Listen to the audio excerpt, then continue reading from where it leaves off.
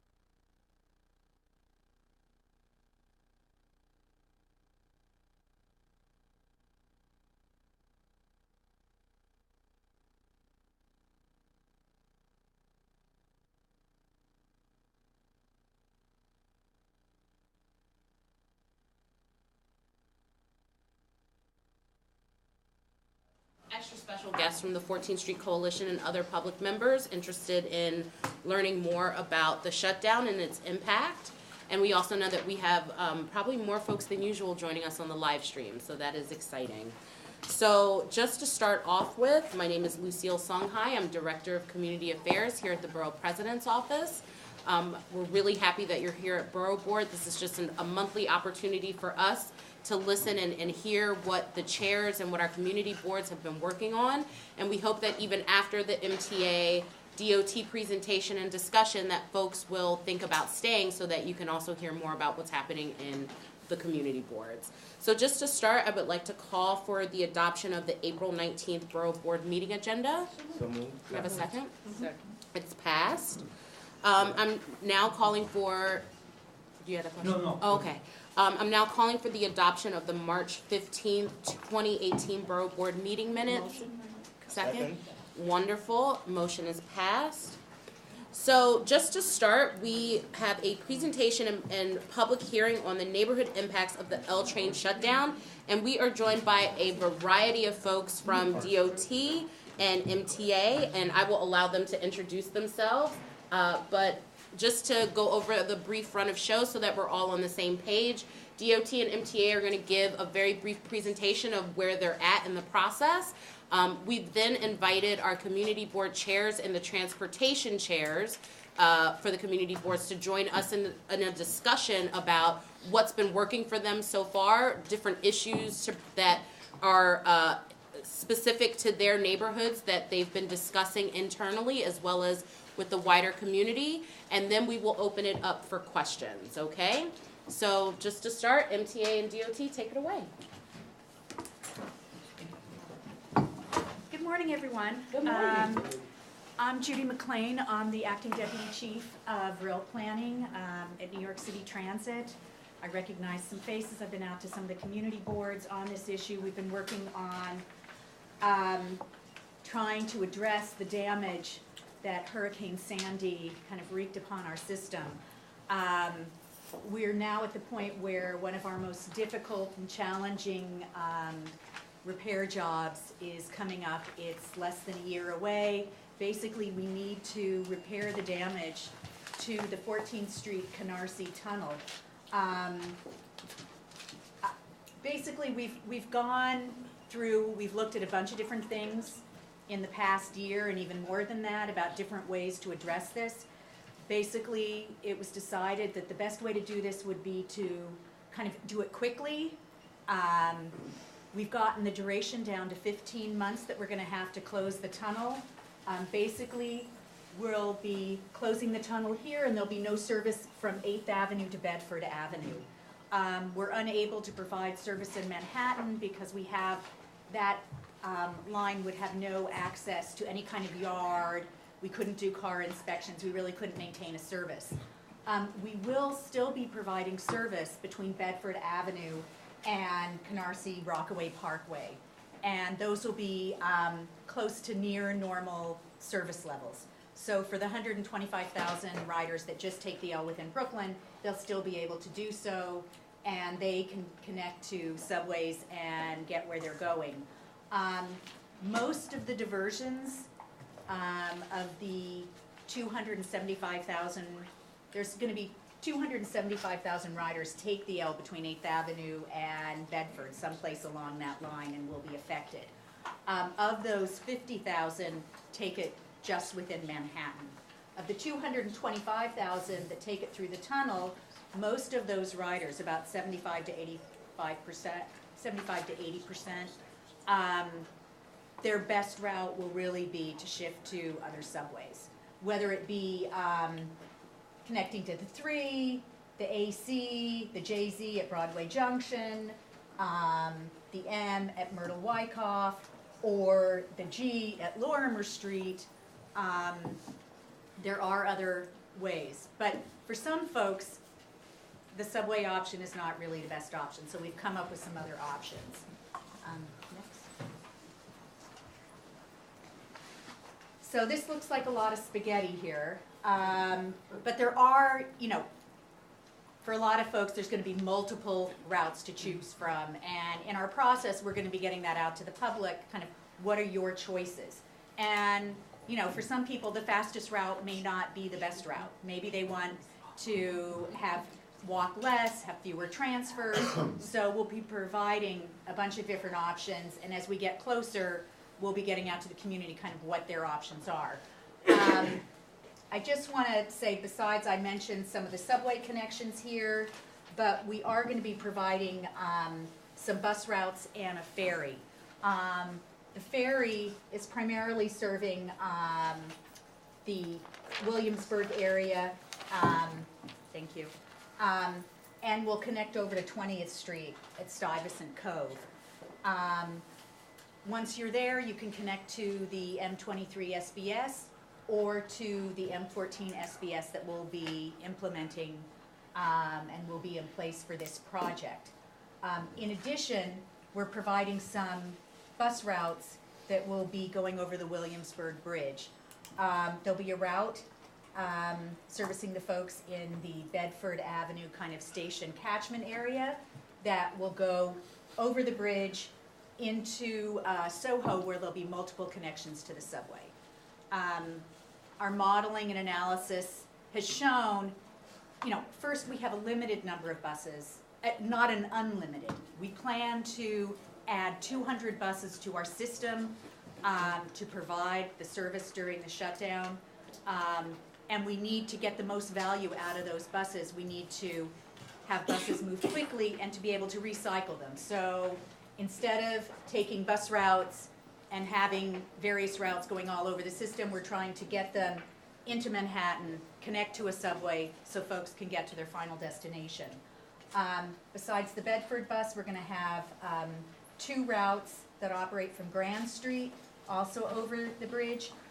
One of the routes will go up 1st Avenue to 15th Street and then down 2nd Avenue, making a connection to that M14 SBS. That'll be a very frequent service. During peak hours, it's almost a bus a minute.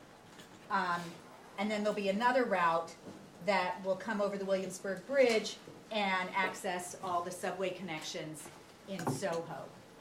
I think that's so I'm going to turn it over to Aaron at DOT. Hi, I'm Aaron Zugura from New York City DOT. Judy showed you all the service that New York City Transit is going to be putting on the road to sort of make up for the folks that don't have the subway as their best option. Once again, the vast majority of them should be able to rely on other subway lines. But for the 14th Street route, this is a very condensed version of the very detailed presentation that we've given in all the community boards that are affected along the L line. But we've been proposing a busway on 14th Street and bus priority along most of the stretch across the bridge. This cursor thing is annoying. Including along Grand Street in Brooklyn, and then to make the bus priority work across the Williamsburg Bridge, we're proposing peak period HOV, buses, trucks, and HOV 3 only on the bridge in both directions to sort of ensure that the existing heavy traffic volumes don't make the bus an inviable option, because if that were to sort of materialize, you wouldn't wind up with any space left on the subways, especially at the stops closest to the river. And then bus priority then along Delancey and Kenmare, and as well as on Allen Street. So this is a very high-level overview. There's also, we're looking holistically at our bike network and making sure that routes both all the way across the bridge from from the folks that have the sort of most significant effects from the closure are able to bike all the way across the bridge and then into Manhattan and into the 14th Street corridor, or just people that need to circulate in the 14th Street corridor have options as well, including the new projects on Grand Street, on Delancey Street, on 13th Street, and on 20th. So the rest of the presentation, we're just gonna walk through sort of a high-level readout of all the stuff we've heard. We've heard a tremendous amount from a wide variety of meetings. This is not meant for you to read every single thing here, but we've done a lot of meetings. And We would love to get this. okay, well, I think it's on your computer now, so you can have it. But can we all have the whole day? Yes.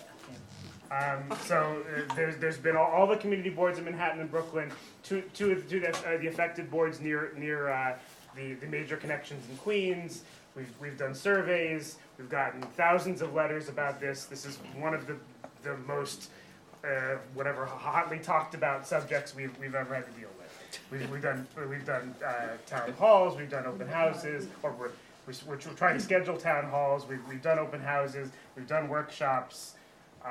We've talked to stakeholders, large and small, along the corridor. So this is by no means the end result of that. I think it's an ongoing, it's a perpetual process.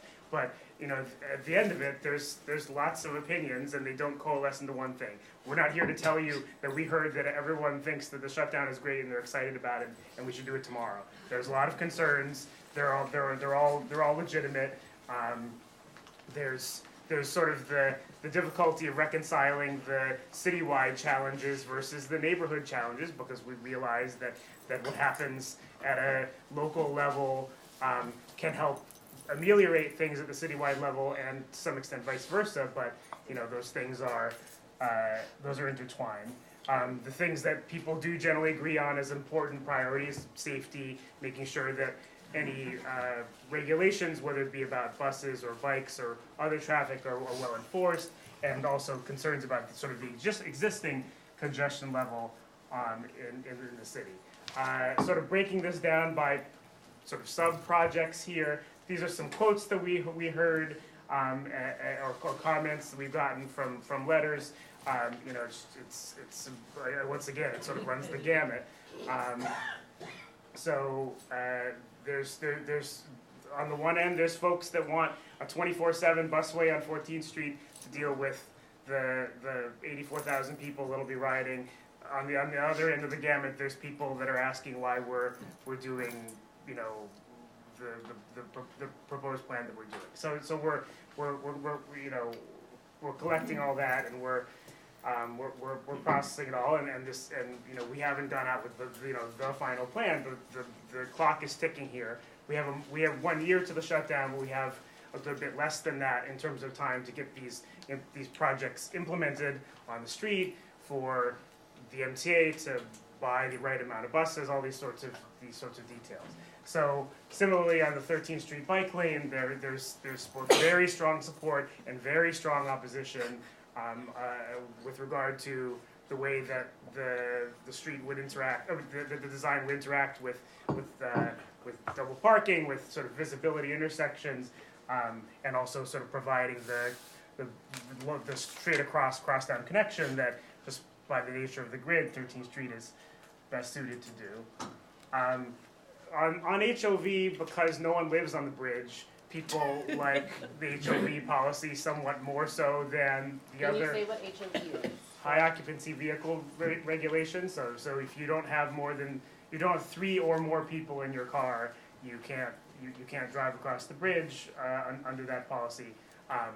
Once again, buses and trucks are in addition to that. So there on the one hand, again, have been folks that have asked for 24/7. There have been folks that have said, 7 to 7:30 a.m. So there's lots of different flavors of this. But in general, the concerns about the effects of this have not been as acutely expressed in the outreach we've had. That's not to say that there aren't any concerns with it. We know full well that this is not a policy that we implement lightly every day. So this is something we're looking at strictly for the period of the shutdown, like all these other elements, and making sure that that we're making those buses a viable option, because if they're not, we expect some pretty significant effects on both traffic and on the subway system. Then sort of just at a higher level about the full plan, there's a variety of issues that people have raised. The impact of construction that's either happening now or would be happening during the subway closure is a pretty acute one that people have brought up. The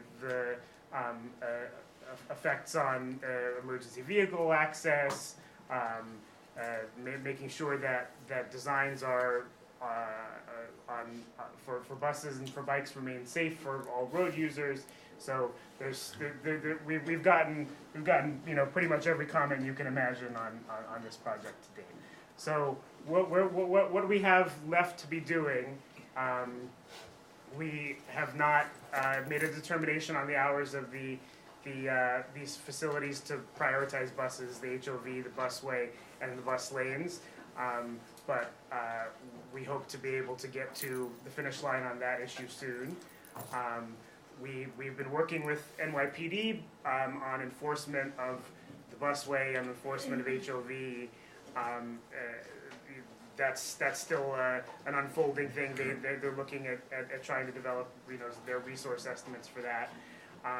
We're doing continuing analysis for parts of the plan that, there's only so many of us that are working on this project at our agencies, and we're still doing some analysis on particularly the elements in Soho and Lower East Side. Those are we're still hard at work on those, and also refining elements for 14th Street, for Grand Street, etc.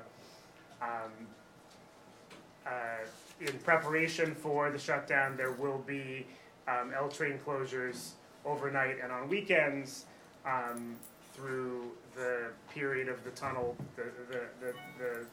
through the period leading up to the tunnel closure. So there's sort of little shutdowns before the big shutdown, and then we have to start our work. April is a tough month for the subway to go out of service, because we can't do our work on the street in December, January, February, March because of the cold weather. So we're on a fairly tight time frame to start implementing some of these elements, beginning this summer. So leading up to that, to make sure that we're sort of all squared up, we're going to be both looking to find dates for town halls next month, and then try to get to all the affected community boards within June to talk through sort of updates on the plan. So I think at this point we can take questions. Well, I want to wait for questions Okay. towards the end. I actually now want to open this up to our chairs and our transportation chairs. Thank you so much for that, Sure. Aaron. So I wanted to first start just with the conversation of how have the particularly impacted boards, which would be 2, 3, 4, 5, and 6, if you all can sort of share with us, and not all at one time, but please, this is an open discussion. What work has the community board been doing in preparation for this shutdown? And anyone can start. Yes. And also, when you say who you are, can you just say your name out loud so that people know on what board you're from? Vicky Barbero, Community Board 5. I have our wonderful Chair of Transportation here. He has to leave rather early, so may I ask him? Absolutely. Okay. David? Hi, I'm David Sandler. I'm the chair of the Transportation Committee of CB5. I'll sit as I speak. I didn't realize I'd be the first person to speak, but I'm going to take up the whole time so that no one else. When we look at this issue, we recognize, I think as everybody in the room does, that this impacts not just our board. So it's a tricky situation because we want to analyze it in terms of what's best for our district, but at the same time, we're very well aware that we have to consider the whole city. We are literally on the border, our district is on the border of this project. And one of the big impacts in the Midtown area, the Manhattan area, is the bike lane on 13th Street, which is not in our district. And so we're conscious of the fact that anything that we push for impacts other people. And as a starting point, I would just like to say that CB5 really would welcome the engagement of the other boards. We would love to sit down with the other boards and talk about it.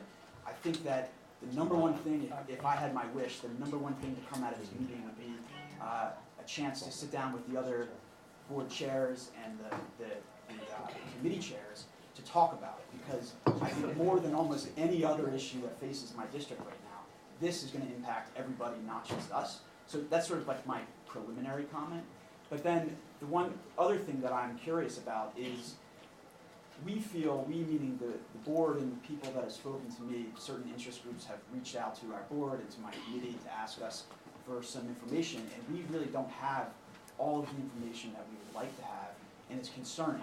It's very difficult for us to get behind a plan or to oppose a plan until we have a real sense of what the specifics are and, more importantly, how the plan came about. So when we hear there's going to be a busway on 14th Street, it's very difficult to analyze whether or not it's necessary or whether or not it's great or good or bad unless we have a better sense of how many people are going to be using the buses. We heard today that, I think I wrote down a figure, somewhere around 84,000 anticipated passengers.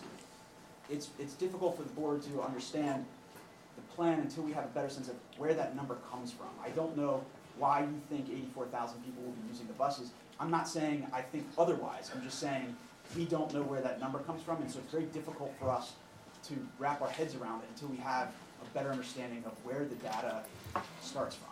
So I've heard some numbers thrown out that during the Sandy storm, when the subway was shut down, that was a basis for some of the data.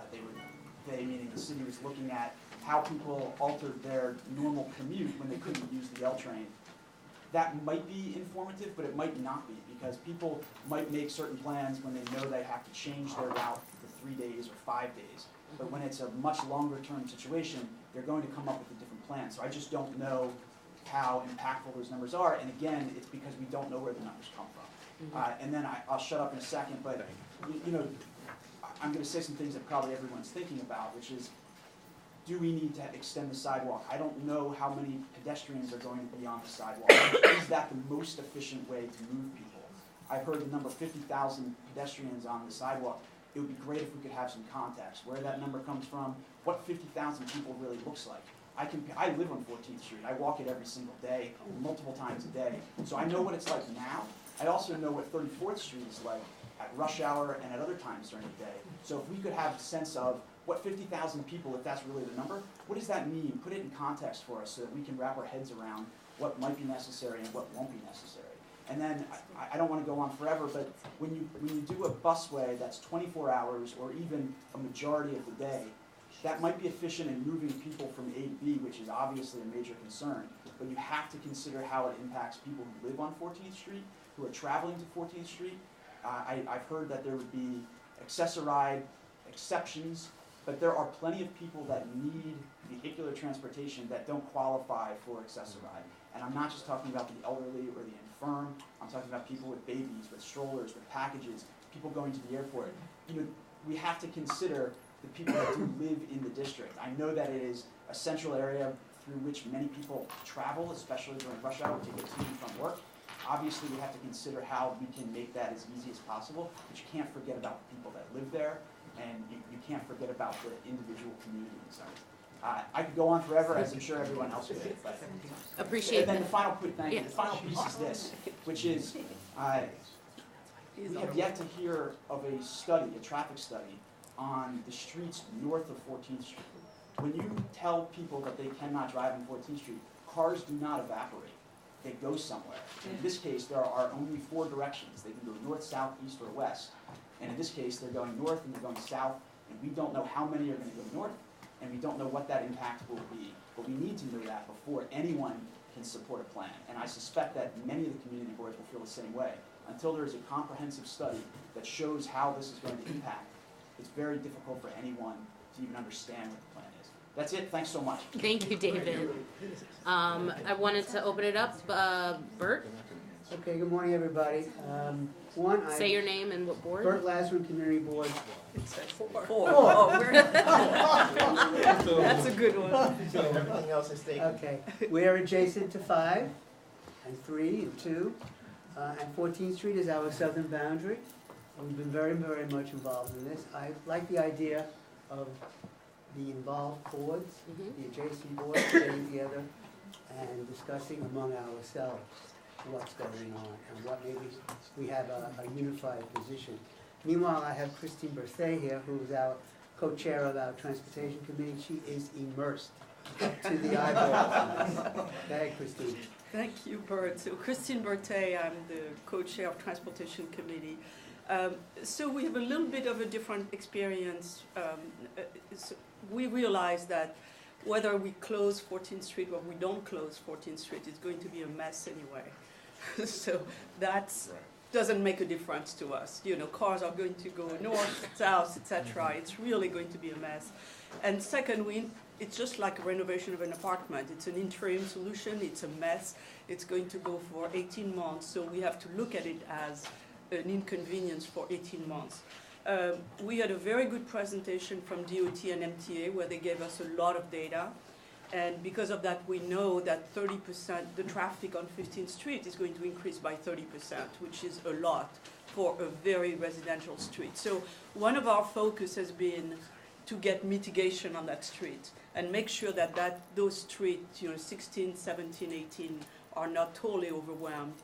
And we have asked the DOT to consider reversing the direction of some blocks so that the streets are not through blocks, through traffic. And that's very, very important for us. And it's important because in all the plans we see 13th Street, we see 14th Street, but we don't see 15th Street. So I think it's really important that DOT really pays attention to those streets, and those changes wouldn't be permanent, but they would be very helpful to help. And then the second thing is from MTA, we have asked that the 6th Avenue station, which is one of the very few which is not ADA compliant, they use the time to make it ADA compliant. I understand that there is a lawsuit going against MTA asking for all the stations to become compliant. I think it would be a lost opportunity not to make this station ADA compliant during that period. So these are, I can go on. We have a lot of requests, but those two are very, very critical to our board. Yes, Molly. Molly Hollister, Community Board 6, and Gene Santoro is the Vice Chair of Transportation, so I'll let him speak to our issue. Okay, I mean, we agree with a number of points that have been raised already, but just to focus specifically on our board, because we're also looking globally. I mean, one of the things that was proposed at our last Transport Committee meeting was in fact an interborough task force of the affected boards, just the transportation people, not chairs. Try to keep it small so that people can actually talk, but I just throw that out there as a possibility. In terms of us, one of the things that our district comprises is Stuyvesant Town and Cheetah Cooper Village. As you can see from that map, 14th Street and First Avenue is one of the key points where the I guess it's the L1 bus, if I remember right, is going to be dropping people off, and that's a corner that's heavily congested already. It's got an L train station on it. It's got however many thousands of people are coming in and out of that station every day. I mean, the thing is packed. It looks like a can of sardines from 7 in the morning until about 2 in the morning. So that's a corner that we want to know more about. Can you repeat the corner again? 14th and 15th on First Avenue. We need to know more about what MTA and DOT are planning for all these people who are going to have to transfer off one bus and get on another bus at that corner, because there's not really a lot of space. There's one bus stop, a small island, end of story. So where are these people going to be? How are they going to be shuttled around? We're suggesting that for that run, a ferry run from Williamsburg to Stuyvesant Cove, that EDC and Hornblower get a hold of a few more of those larger Rockaway ferries that hold, I believe, 240 people as opposed to the 140 or so that the smaller ferries hold. It's not much, but it's a 40% increase at least a few times an hour, so it'll help. That brings us to the problem of the N23 SBS, which is where those people are often supposed to go to. It's a bus that moves at about 1 mile an hour or so. I think it's 2.5 or 3.5. I'm not sure how that's supposed to get them anywhere, especially the additional hundreds of people that are going to be getting on it. And we have another set of problems with the bus that's supposed to ferry people from the ferry to First Avenue down Avenue C, because that is a very narrow block on Avenue C. It's got one lane essentially between 20th Street and 18th Street. It's got one lane effectively between 18th Street and 14th Street. And those lanes are usually pretty crowded, so moving buses through there at the rate that you're planning to do might be a bit of a challenge, and we'd like to know a lot more about that.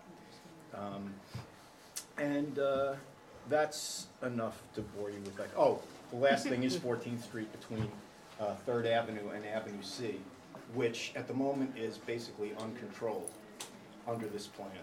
And we're suggesting that that's going to create a massive problem for everybody, especially the buses that are supposed to be ferrying people across from the ferry, people across from First Avenue to 3rd Avenue, as in that's where cars are going to be, for sure.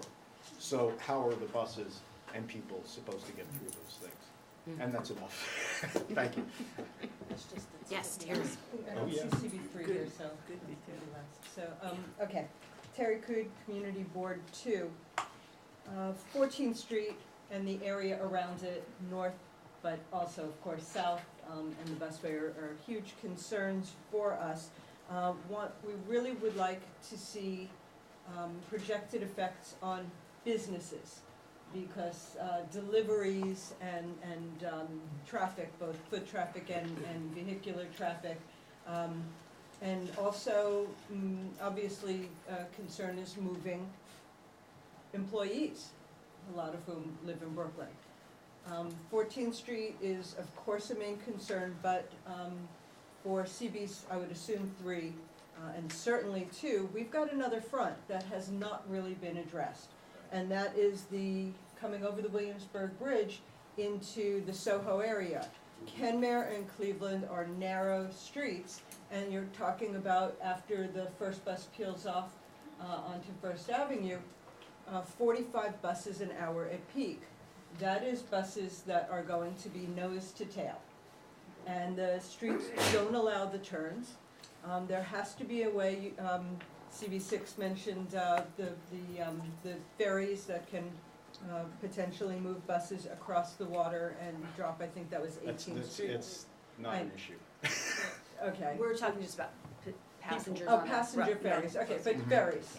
Other ways to get across the water, but 45 buses an hour. DOT has said that they can make the turn on Kenmare, but then nothing else can, and really haven't looked at pedestrian impacts in that area. What you have is a highly congested area on both 14th Street and the what I call the Kenmare Loop.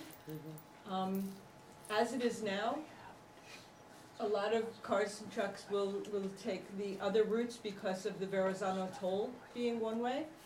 So we've got an enormous amount of traffic. The Verrazano toll needs to be looked at. The timing of HOV 3 is very important, but really we have not heard what's happening on that Kenmare Loop. Thank you. And come to us more. Come to the community boards, the affected boards. More often, more progress. These single town halls have a lot of conflict, and everybody put it there, and so we really would like more engagement. Thank you. I'm curious to hear from boards about sort of that piece of engagement. What do you think has been helpful? What do you think in terms of the outreach so far that has been helpful in terms of getting people to understand the impacts of this? And then if you can go into more detail about what additional type of outreach your specific boards would like to see. Okay, I mean, I'll go first. I'd like to focus on the idea of the Interborough Task Force of affected boards, because I think that's going to be a much more effective way for these folks who are working on it and for us who have to work on it with them to digest and process the information with one rep from each board on it. It's a small enough group that we can actually talk and act. We bring the stuff back to our boards as task force members and keep them informed and find out how far they want us to go. But I think that's a key piece of the communication going forward. Yeah, I'll Noted. second that, obviously, and then I wish the people would come back with, we heard very specific issues. I think they have been taken in, and rather than this big presentation, at the top, now we need to get in the nitty-gritty. Okay, what do we do at this corner? What do we do at that corner? When we want to revert, so we need to see plans for what we have asked, very specific plans, and people discussing like a little working group. And you can do that at the community board meetings or separately, but we really need to get in the nitty-gritty of, are you going to do those things or not? Anyone else? Karen? To the nitty and the gritty points, I think we've all done resolutions. Right, They're extensive resolutions. yes. It would be, in my opinion, maybe to others, very helpful to have point-by-point responses to a resolution so we know where we are now in response to what we've already said. Otherwise, we keep repeating. Right. And none of us have that much life left. I guess I'm curious, what would be the best mechanism for convening this? So would it be that the borough president's office sort of takes the lead in convening as sort of the neutral party, which we sort of normally do? Or are there other, ways? Because, and do you want it to just be community board? Do you want it to include other stakeholders outside of the community boards? Or do you think it just needs to solely be? I think at it needs first, to be both. yeah, I think at first it Yes could, and it could yes. be both, but I think that, one point is that we do, I would prefer also to reach across the river and get the affected community boards from Brooklyn in on this as well, because it is the other end of the puzzle. At least some of the time, I think there should be that kind of group meeting, because after all, the tube goes both ways. So both board to board and then including other stakeholders? Right. But for some of the granular stuff, I think especially at first, it should be just The community community board. boards, just So because we need we have both. to, I we mean, I have to think we chew need through it both. first. Mhm. CV's first, but a written response first. Well, Right, I think, Well, we that's haven't a even very, done a resolution, Yeah, we haven't because written a we keep resolution watching because things. oh no, we have we need more plenty of information. resolution. Yeah. We have plenty of resolution, and somebody from MTA told me, your letters are too long. But that's CB4, but where CB6 is saying We have not that you written a haven't done resolution. any. We don't have enough data. We don't have the information that, Okay. what they're doing, so we haven't written anything. that's why I think We Terry's can- idea is a very good We can on idea. those concerns and. Wait, hold Right, on. I mean, It's basically like, yeah, but we could say something like we liked the slides.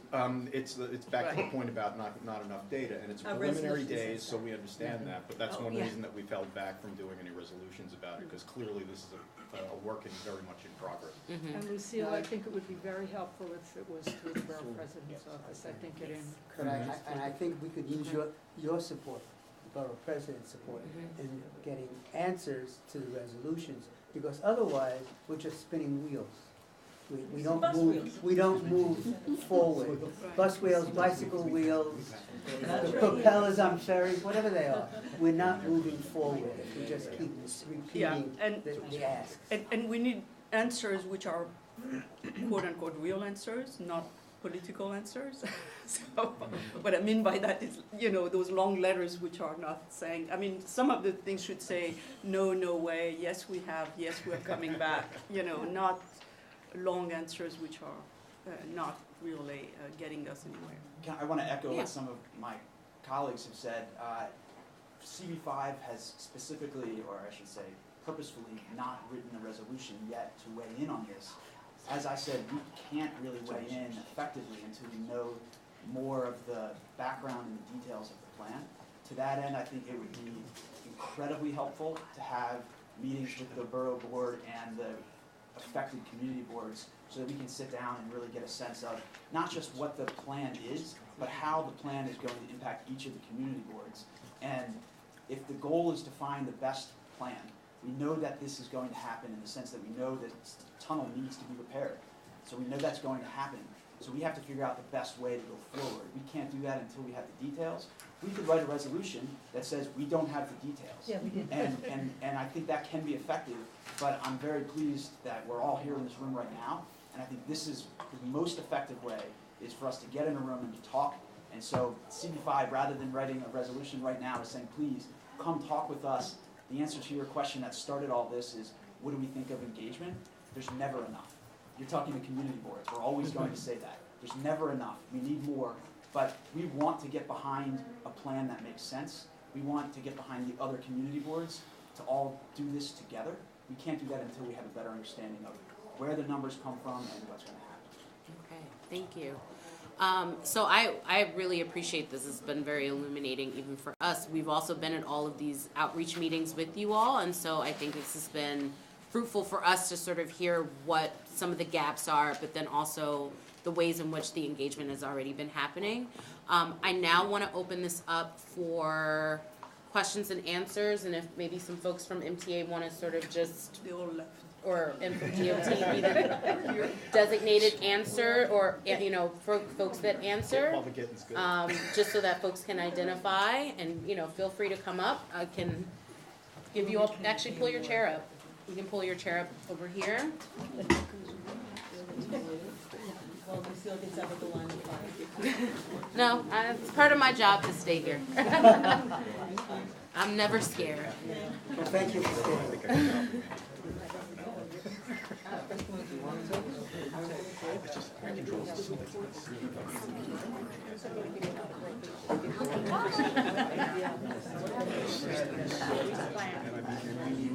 So to all, I just want to be very clear, just to set a ground rule, because, and Christine did bring up very briefly that there is ongoing litigation. So if you ask a question related to that, it probably will not be answered today. So, please save your question for something that is fruitful and that we can have some productive conversation around. So I would like to open it up for questions. Please raise your hand. Yes. Hi, my name is Julianne Bond. I'm speaking on behalf of the 14th Street Coalition. I'm here with some of my fellow steering committee members. I just wanted to give a brief introduction of who we are because some people might not know. I see some familiar faces, but so the 14th Street Coalition was formed in response to the DOT MTA plans for the L train shutdown. Our members are block associations, educational institutions, and individuals representing tens of thousands from the Village, Chelsea, and Flatiron districts. And we continue to grow with new members from the Grand Street and Lower East Side neighborhoods. we will be impacted 24/7 by the proposed plans. We're nearing 2,000 signatures on our petition and gaining more each day. We're much more than a handful of residents from the neighborhood. We seek to promote a solution that's beneficial to residents, businesses, and commuters affected by the L-train plans. We submitted through Lucille, and we appreciate the invitation, and thank you for the opportunity to be part of this meeting. We did submit about 10 questions to the MTA DOT. We know they're a matter of record, but I would like to raise a few of them now. So let's start with one, and so that we can, okay, thank you. Project significant overflow vehicular traffic onto the surrounding side streets off the 14th Street corridor. But how have you evaluated those already overburdened streets' ability to absorb those demands? DOT collects traffic data on a periodic basis all throughout Manhattan, so we have a good sense of the baseline at all times, including on the 14th Street corridor. And if I may add, good morning, ladies and gentlemen. I'm Ed Pimcar, DOT's Deputy Borough Commissioner. Dave, to your point earlier, which ties into this question, we have released, along with MTA, a memo and several sets of data that explains the type of analysis that we've undertaken, the data that we collected, the model that we've established. That does, in my mind, address many of the questions you raised specifically about volumes and numbers and projections. So if you haven't read that already, we would encourage you to do so. Can you send that to me, Yep, and then I can? I will distribute that to Perfect. you, the slide. All of this is publicly available on the MTA's website today. So there is a lot of information out there that explains the process that we've undertaken. I'll be honest, your website is very it's confusing, it's not super user-friendly, so I just want to say, I'm sure it's As there, soon as I but get back, we'll get to it. Actually, we are looking to redo the website. Okay, good. So that is underway, and hopefully the new one will be, I encourage folks to continue to check it, and if you have comments, please let us know. We'd specifically, like feedback when we get the new one up. Wonderful. I have a question, a general question, but specifically in reference to data, because we have some of this up on CB9. Say who you are. So my name is Padmore John. I'm chair of CB9. Are there any independent data collectors that DOT works with or recognizes as this information is relevant?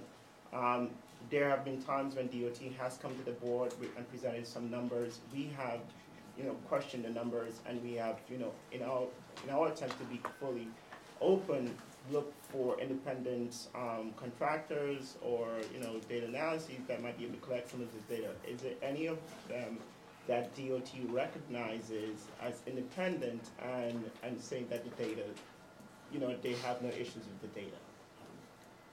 So we do work with independent firms that collect data on our behalf.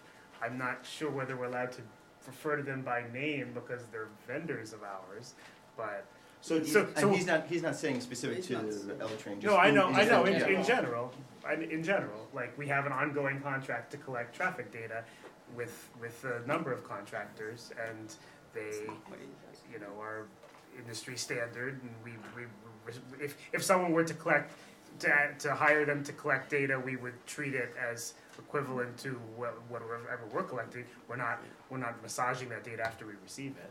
So I don't know whether I can refer to them by name, but they're on the public record. yeah, some of them are. One of them And was I a think former Hannah commissioner. confirmed that. It's and okay I to say audited the names. I think it's just, we wouldn't say any particular company is good for collecting, but if you wanna talk, we can talk, I think we can talk about it offline. Yeah, I mean, we just want to make sure that the data is legit, to be honest with you, because sometimes, we do anecdotal data. Obviously, we don't have the amount of time or, expertise to be out on a certain corner to, but, I know of residents that come and speak to me and say, the data that DOT was presenting today is completely off to what I see as a resident who's there every day, so that's a concern. Padmore, we could definitely set up time to talk a little bit about data science. It's Well, not my we have not been my reaching out expertise. to DOT to try and set up that time, and we have not been No. getting that time. We apologize, Borough Commissioner Sanchez had a conflict last Friday. We were looking to reschedule the meeting, and we'll get that on the calendar as quickly as we can. Thank you. Thank you. Any other questions? I have another question. Why have you not planned a simulation test of the 14th Street plan by closing 14th Street to cars and then to observe real-time the actual effect on the surrounding street operations and their ability to accommodate rather than relying on questionable assumptions and dated computer modeling? I may be misunderstanding your question, but we've done exactly what you're suggesting. You've shut down 14th Street to cars? They're saying they're shutting Like Oh, they you mean in Real. reality, actually Yeah, shut it down? real. Oh, To take into I Why mean, not I think do a that simulation? I think that it's important to do our due diligence with data collection, but we're not treating the city like lab rats. We need to be respectful of people's ability to get around the city, and we can't just shut things down as a test. We only want to do this right before it needs to happen. Also, this has come up before, and I don't remember who said it, and I think it might have been the commissioner who said, well, the L train is still running, so that won't get you any, you'll still have those 50,000 people who ride it between First and 8th Avenue using it. So that doesn't simulate, they'll still be underground, they will not be above ground. Yes, Jean. One of the other questions we had was about the times. The models all project a 1960s or 50s kind of time frame where people go to work at 9 and they come home at 5. And we know from the L train that that is a model that does not even vaguely apply. The train is packed from 6 in the morning until 2 in the morning, pretty much.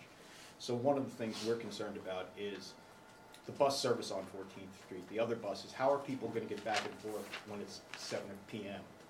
Between 7 p.m. and 2 p.m. I just want to raise that as something that we haven't seen anything about. We haven't seen any reactions about that kind of information.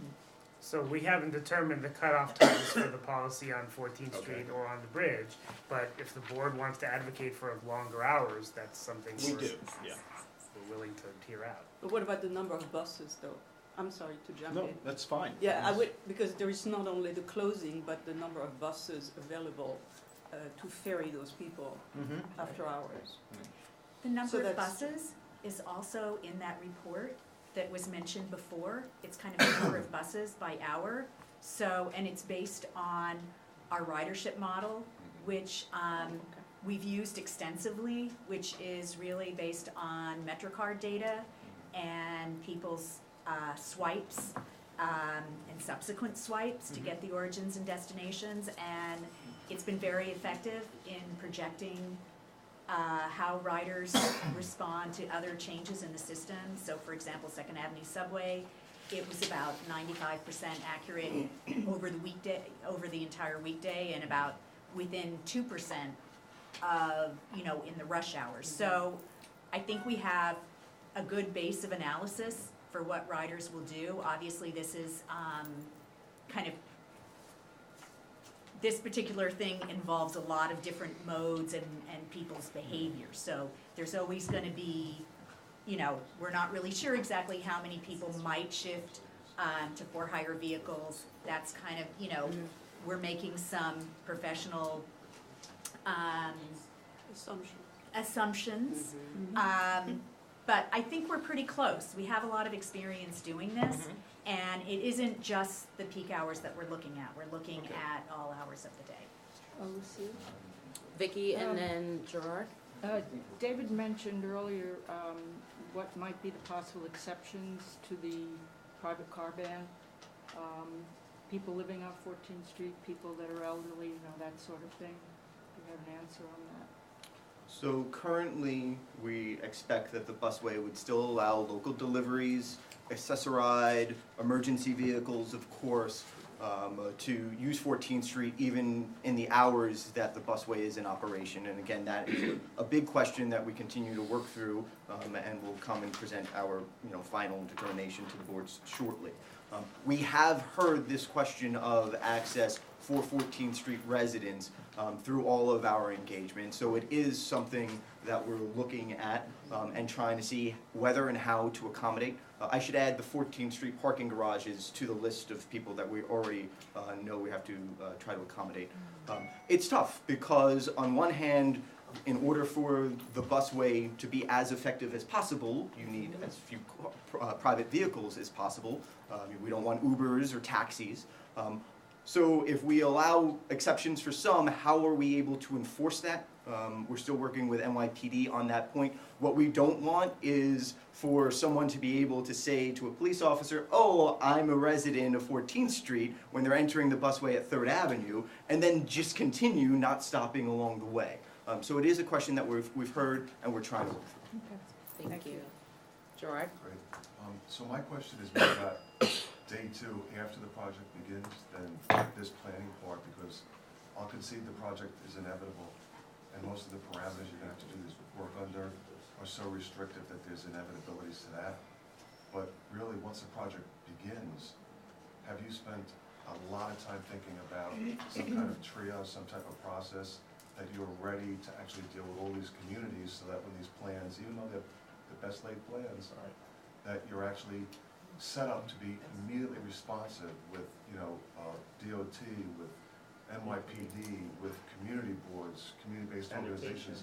Have you established those relationships and the way those conversations are going to occur in the most effective and efficient way, so that, again, this is a calm conversation. After the project starts, are you set up? Do you have your teams in place? Have they established the relationships? Do they know Tom, Mary, Eddie, their go-to people and communities' go-to people at DOT? Because actually, that should be set up now or pretty soon. So that's my question. I mean, you're seeing a big part of the core team. I mean, I don't think anyone that I work with calls me more than Rob does. Like, I work at DOT, Rob calls me constantly, and it's lucky that we get along and like each other, because that's incredibly pleasant. But like, I'm saying, like, you can expect that we are in constant communication. That wasn't my question. My question is a real strategic question. I think you're getting it. It's not, I'm not criticizing It's really the for process. once the project starts, It's what day is 2. the outreach plan in terms of, will you have information centers? Are you going to, Escalation process. what is gonna be the process? We are developing the That's what the shifting in the task market. force It's should conceding The this is escalation. gonna happen. Yeah. They have We're gonna have they lots have of personnel everywhere, gas stations, bus stops. This Clearly, we want people to understand what's going on and help them make decisions on their best choices. You know who your team is going to be speaking to, not only beyond this group, in these communities. Are those relationships established? Do you have telephone numbers? Do you have email? Do you have those in place? Yes. Yes. That's Yes. all. That was my Yes. question. All the people that are involved now, Is that- Wait, hold on. Do you use it? I'm sorry. Yes.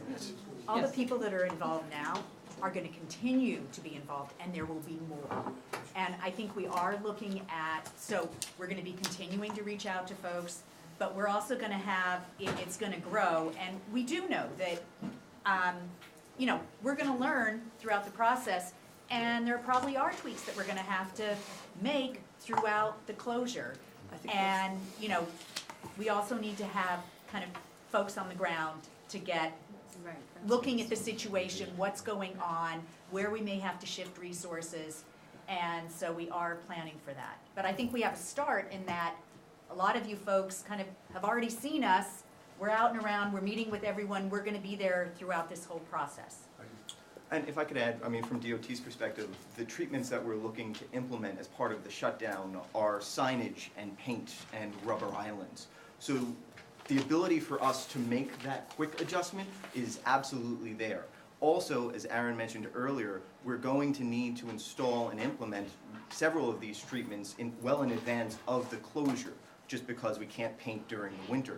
So again, on 14th Street, however it ends up, I'm not saying one way or the other, but there could be changes to the design of the street before the shutdown happens that we could see and need to make these adjustments even in advance of the closure. So that's the type of ongoing coordination. And in terms of engagement, every day we are going to hear from all the boards, the elected officials, residents, businesses that we've spoken to, institutions along the way. I mean, we've had a lot of street-level outreach taking place over the last 2 months, and that will continue both, before and during the shutdown. So I want to get some folks that we haven't gotten. So you back there, and you. Hi, I'm Xavier Santiago from Community Board 11, Vice Chair. I have a lot of colleagues that transport that way. We've known both downtown and in Brooklyn. Two-part question. Will you be making a PSA announcement on NY1, 1010 Linz, 880s, as well as the outreach on the street? And what is your plan in the event of an emergency? So if we have triage, we're having to have a mass exodus because you're going to have one route that's blocked. Just in the event of. So I would guess. So in terms of an emergency, we're already coordinating with NYPD, with our sister agencies, so everyone's aware of the shutdown, and in the event of emergency, we're going to do exactly what we would do today, which is get all of the city agencies and relevant stakeholders in a room and figure out what needs to change and how we handle it. Exactly. And PSAs, we're putting together a whole marketing. We're meeting internally. There'll probably be paid advertising, unpaid advertising. We've started discussions and we're formulating them. We're concerned we might hear that somebody said, I didn't know this was happening. So the person I called, I see 2 hands in the back. Okay, and then I'll take it back to Nilsa. Yes. Yeah, so George Appelsis, I'm the co-chair of the business committee for Community Board 7. So, and you may have already thought about this, but obviously I think it's important with the pool of stakeholders that you look at specific industries. So for example, healthcare experiences their home age have the longest commute in of all healthcare workers. And we want to make sure that it's not so unbearable that those home aides that take care of the seniors and our elderly are so impacted that it impacts the elderly in our communities. So I think, going after groups like, or having these discussions with home health agencies, the Greater New York Hospital Association, are important. We appreciate that feedback, and that's a good angle. Good morning, Gigi Lee from Councilmember Margaret Chin's office. So I know that Community Board 3 already passed a resolution with some recommendations and questions, and that you have been in contact with our office.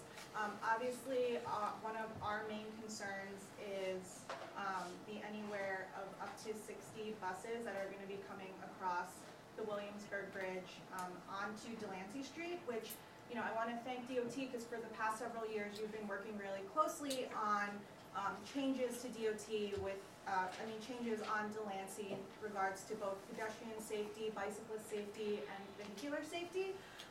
But, you're well aware of the congestion and the challenges of Delancey Street, and I think one of the key things that we've been pushing for is some sort of test period of what Delancey will look like with that sheer amount of buses coming across the bridge and onto an already very challenging couple of blocks.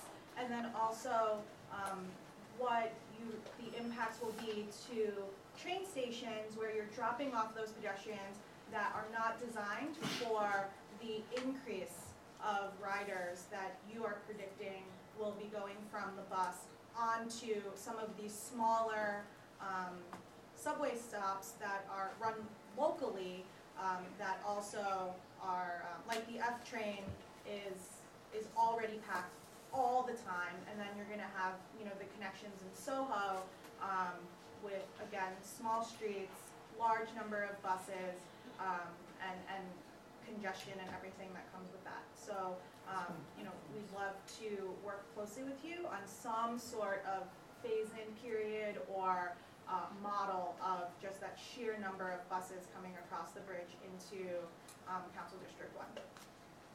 Thank you. Yes. John Blasco from Councilwoman Carlina Rivera's office.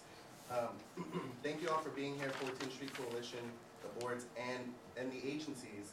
This is not an easy job, so I commend you for what you've done so far, and just commend you for including all of the points I think that you have heard over open houses and town halls. I saw most of them reflected on your presentation. But I just wanted two things for the town halls in May.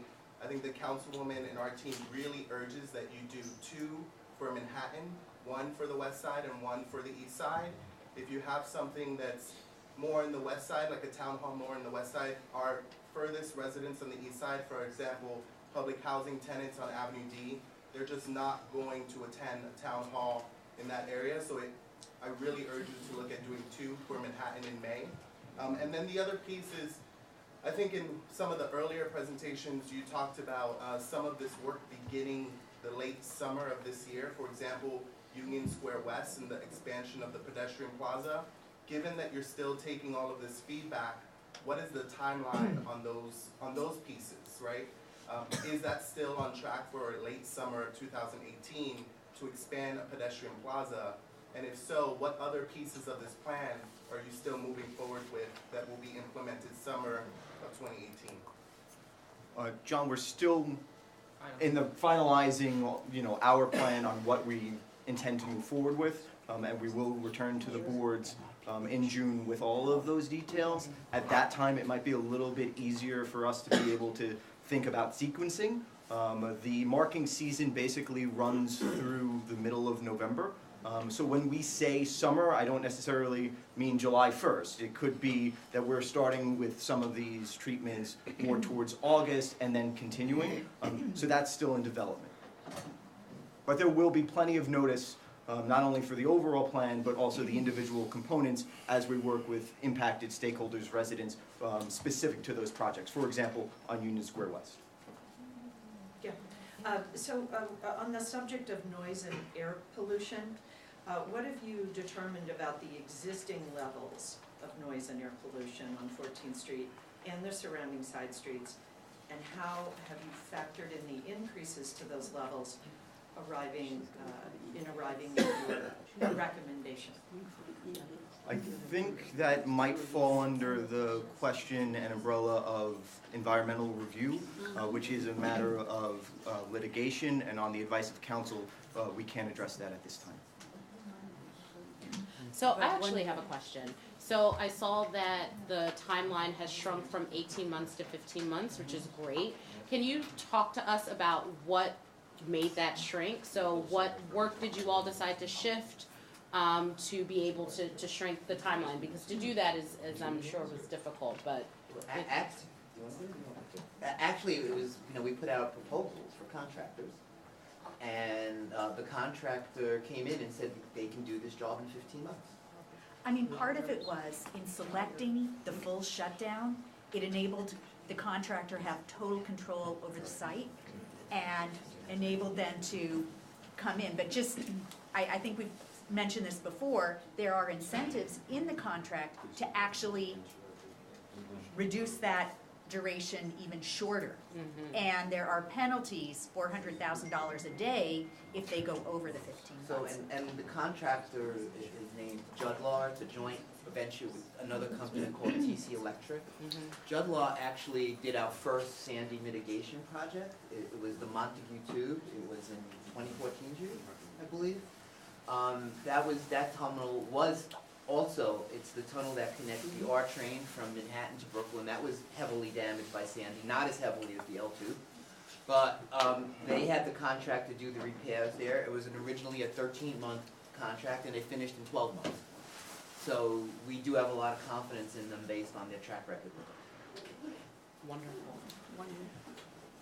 And the disincentives start the next day. The day, or later. yes, one day. It's not 2 weeks later. It's the day they're past it's the That's next correct. day. Excellent. So, I'm going to do Nilsa, Christine, and Vicky. Sorry.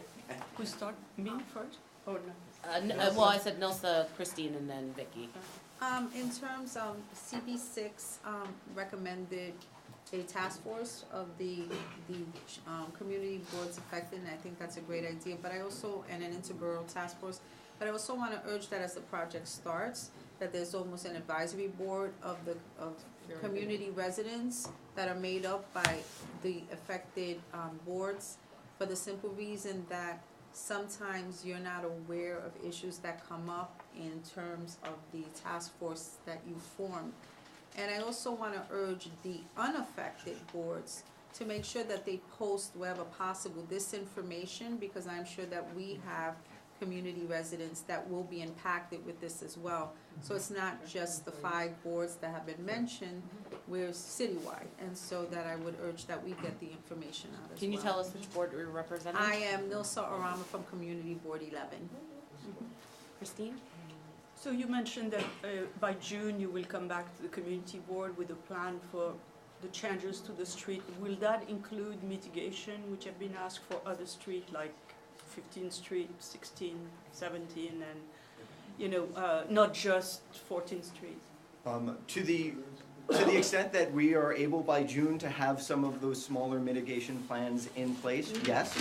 However, the beauty of those types of treatments is it's something that we're going to be able to work together on over the next year to really put in place. So if we know that we're going to move forward with that, yes. If not, let's continue to work on it.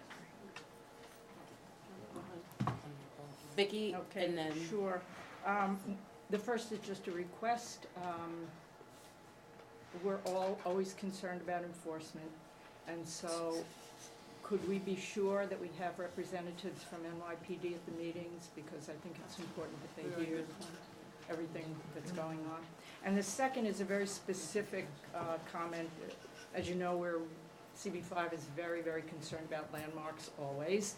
And so our question is, why do the cobblestones have to be removed on Union Square West? And if the answer is they're going to be replaced, we're very suspect in terms of whether or not they really will be. So. We'll bring that back. Okay. And if you feel strongly that they shouldn't be, can you send me a note and Sure. we'll share that internally? Okay. We can back you up, Vicki. So you, sir, and then My name Bert, is Gary and then- Tomei. I'm with the 14th Street Coalition. With all due respect, I don't think you answered the specific question that was put to you in the beginning. The first question about how did you evaluate the traffic overflow from 14th Street to the side streets, and what kind of data have you accumulated? In other words, you said you made some kind of a study, but I didn't really understand what you did to determine. These streets are already overburdened. Everybody knows that. I think you'll agree. How are we going to absorb all the traffic which will be diverted from 14th Street onto the side streets? I happen to be on 13th Street. How do you plan to have those cars or vehicles or whatever accommodated on those narrow streets south, where I live, and north? That's a big, big question that we have, and we haven't heard anything that really answers that issue. Mr. Tomei, we've tried to answer that question for you to the best of our ability. We met at a meeting hosted by Speaker Johnson last month. We explained our modeling, we explained our data collection. The memo that also delves deeper into that exists, and I know that we've shared it. Beyond that, I'm not sure that we can continue to say. How many cars do you anticipate coming onto the side streets? For instance, 13th Street. How many cars, how many vehicles? You said between 2,000 and 5,000 bicycles will be on 13th Street. That's a wide variety. And that's not even considering the cars. How are you determining these things? What do you do? What are your studies? Again, all of our studies and our methods are available online. We have specifically gone over our estimate for the increase in vehicular traffic on 13th Street.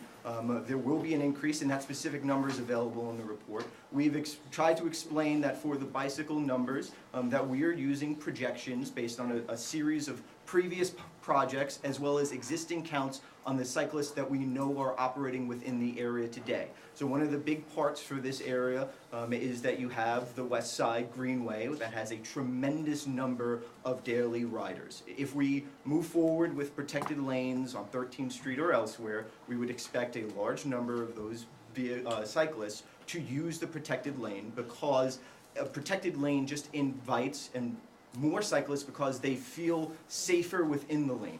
So by moving forward with a lane, wherever it may be, we have, based on previous experience, an idea of where it's going to be. Now, 2,000 to 5,000 riders is a big range. One of the things that we wanted to say is, between the cyclists coming over the Williamsburg Bridge, between the cyclists coming down the West Side Highway, there is going to be a number of factors that lead into, on a given day, how many cyclists use the lane. Weather, seasons. And also within the corridor itself. So you're not going to have 2,000 to 5,000 cyclists on every block along 13th Street on every day. It's going to vary depending on the origin and destination of the cyclists. And what about the vehicles? You've talked about an estimate for the bicycles. What about the vehicles? Mr. Tomei, how many more vehicles will be coming onto the narrow streets that are already overcrowded? we have a specific projection for 13th Street that is in the report available online and that we've shared with you previously. So in other words, right now, you can't say it's in the report.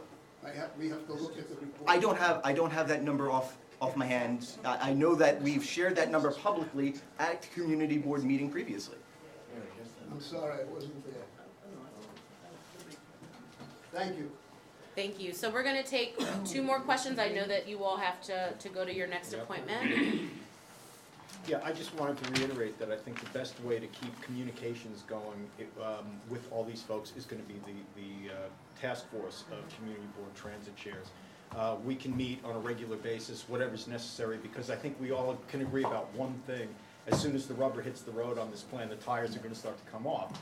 And so it's going to be a constant sort of upgrade and change and adaptation process. Even once, never mind getting ready for the project, that's going to be hard enough. But once it starts and continues, that's going to be an ongoing process too. And the communications loop is probably best maintained in the kind of form that I'm suggesting. Because it could be steady and it'll be, we then carry the stuff back to our boards, the boards carry it to the neighborhoods. And you amplify that with whatever public meetings. Bert, you're going to wrap it up for us. Not wrapping it up in a global way. I'm No. very nitty-gritty. When you say NYPD, you have, I'm sure it's up there level. Right. But the reality is, it's the precinct. It's the precinct. It's the community relations officers.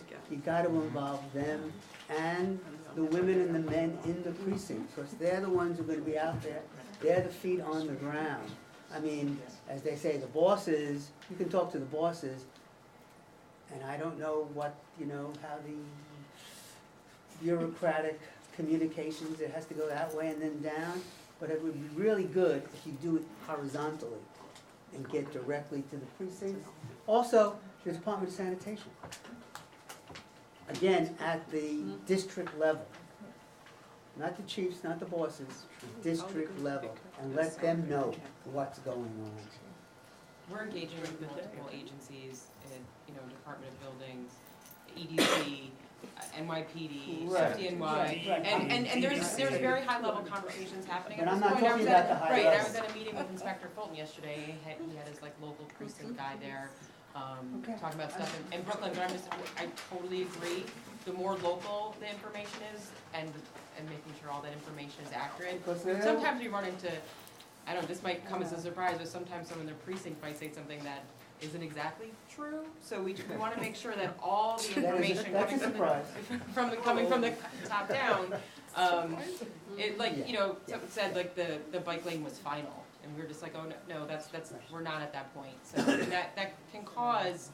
There's already a lot of strong feelings already, and so we want to make sure that all the information that's going out at that very local level is as accurate, because it just causes more problems than we already have. All right. Thank you so much. Thank you so much. You all, thank you. Thank you again and again and again. So I know that there's going to be a little bit of a transition with some folks leaving. I want to thank members of the public for coming today and participating in our public hearing.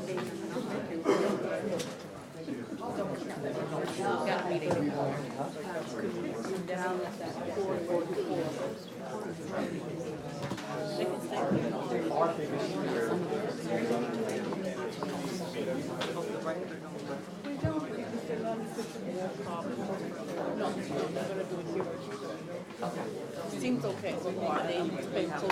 I know you are. I know you are.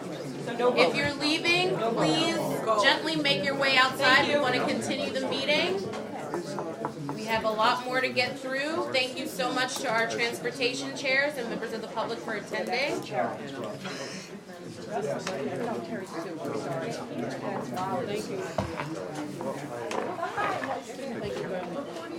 All right. All right, so we're gonna get started, because I know the time is pressure, particularly for the community boards. All right, so I'm Gail Brewer, Manhattan Borough President. Thank you all for being here. All for any other conversations, please take it out of the room, please. Thank you.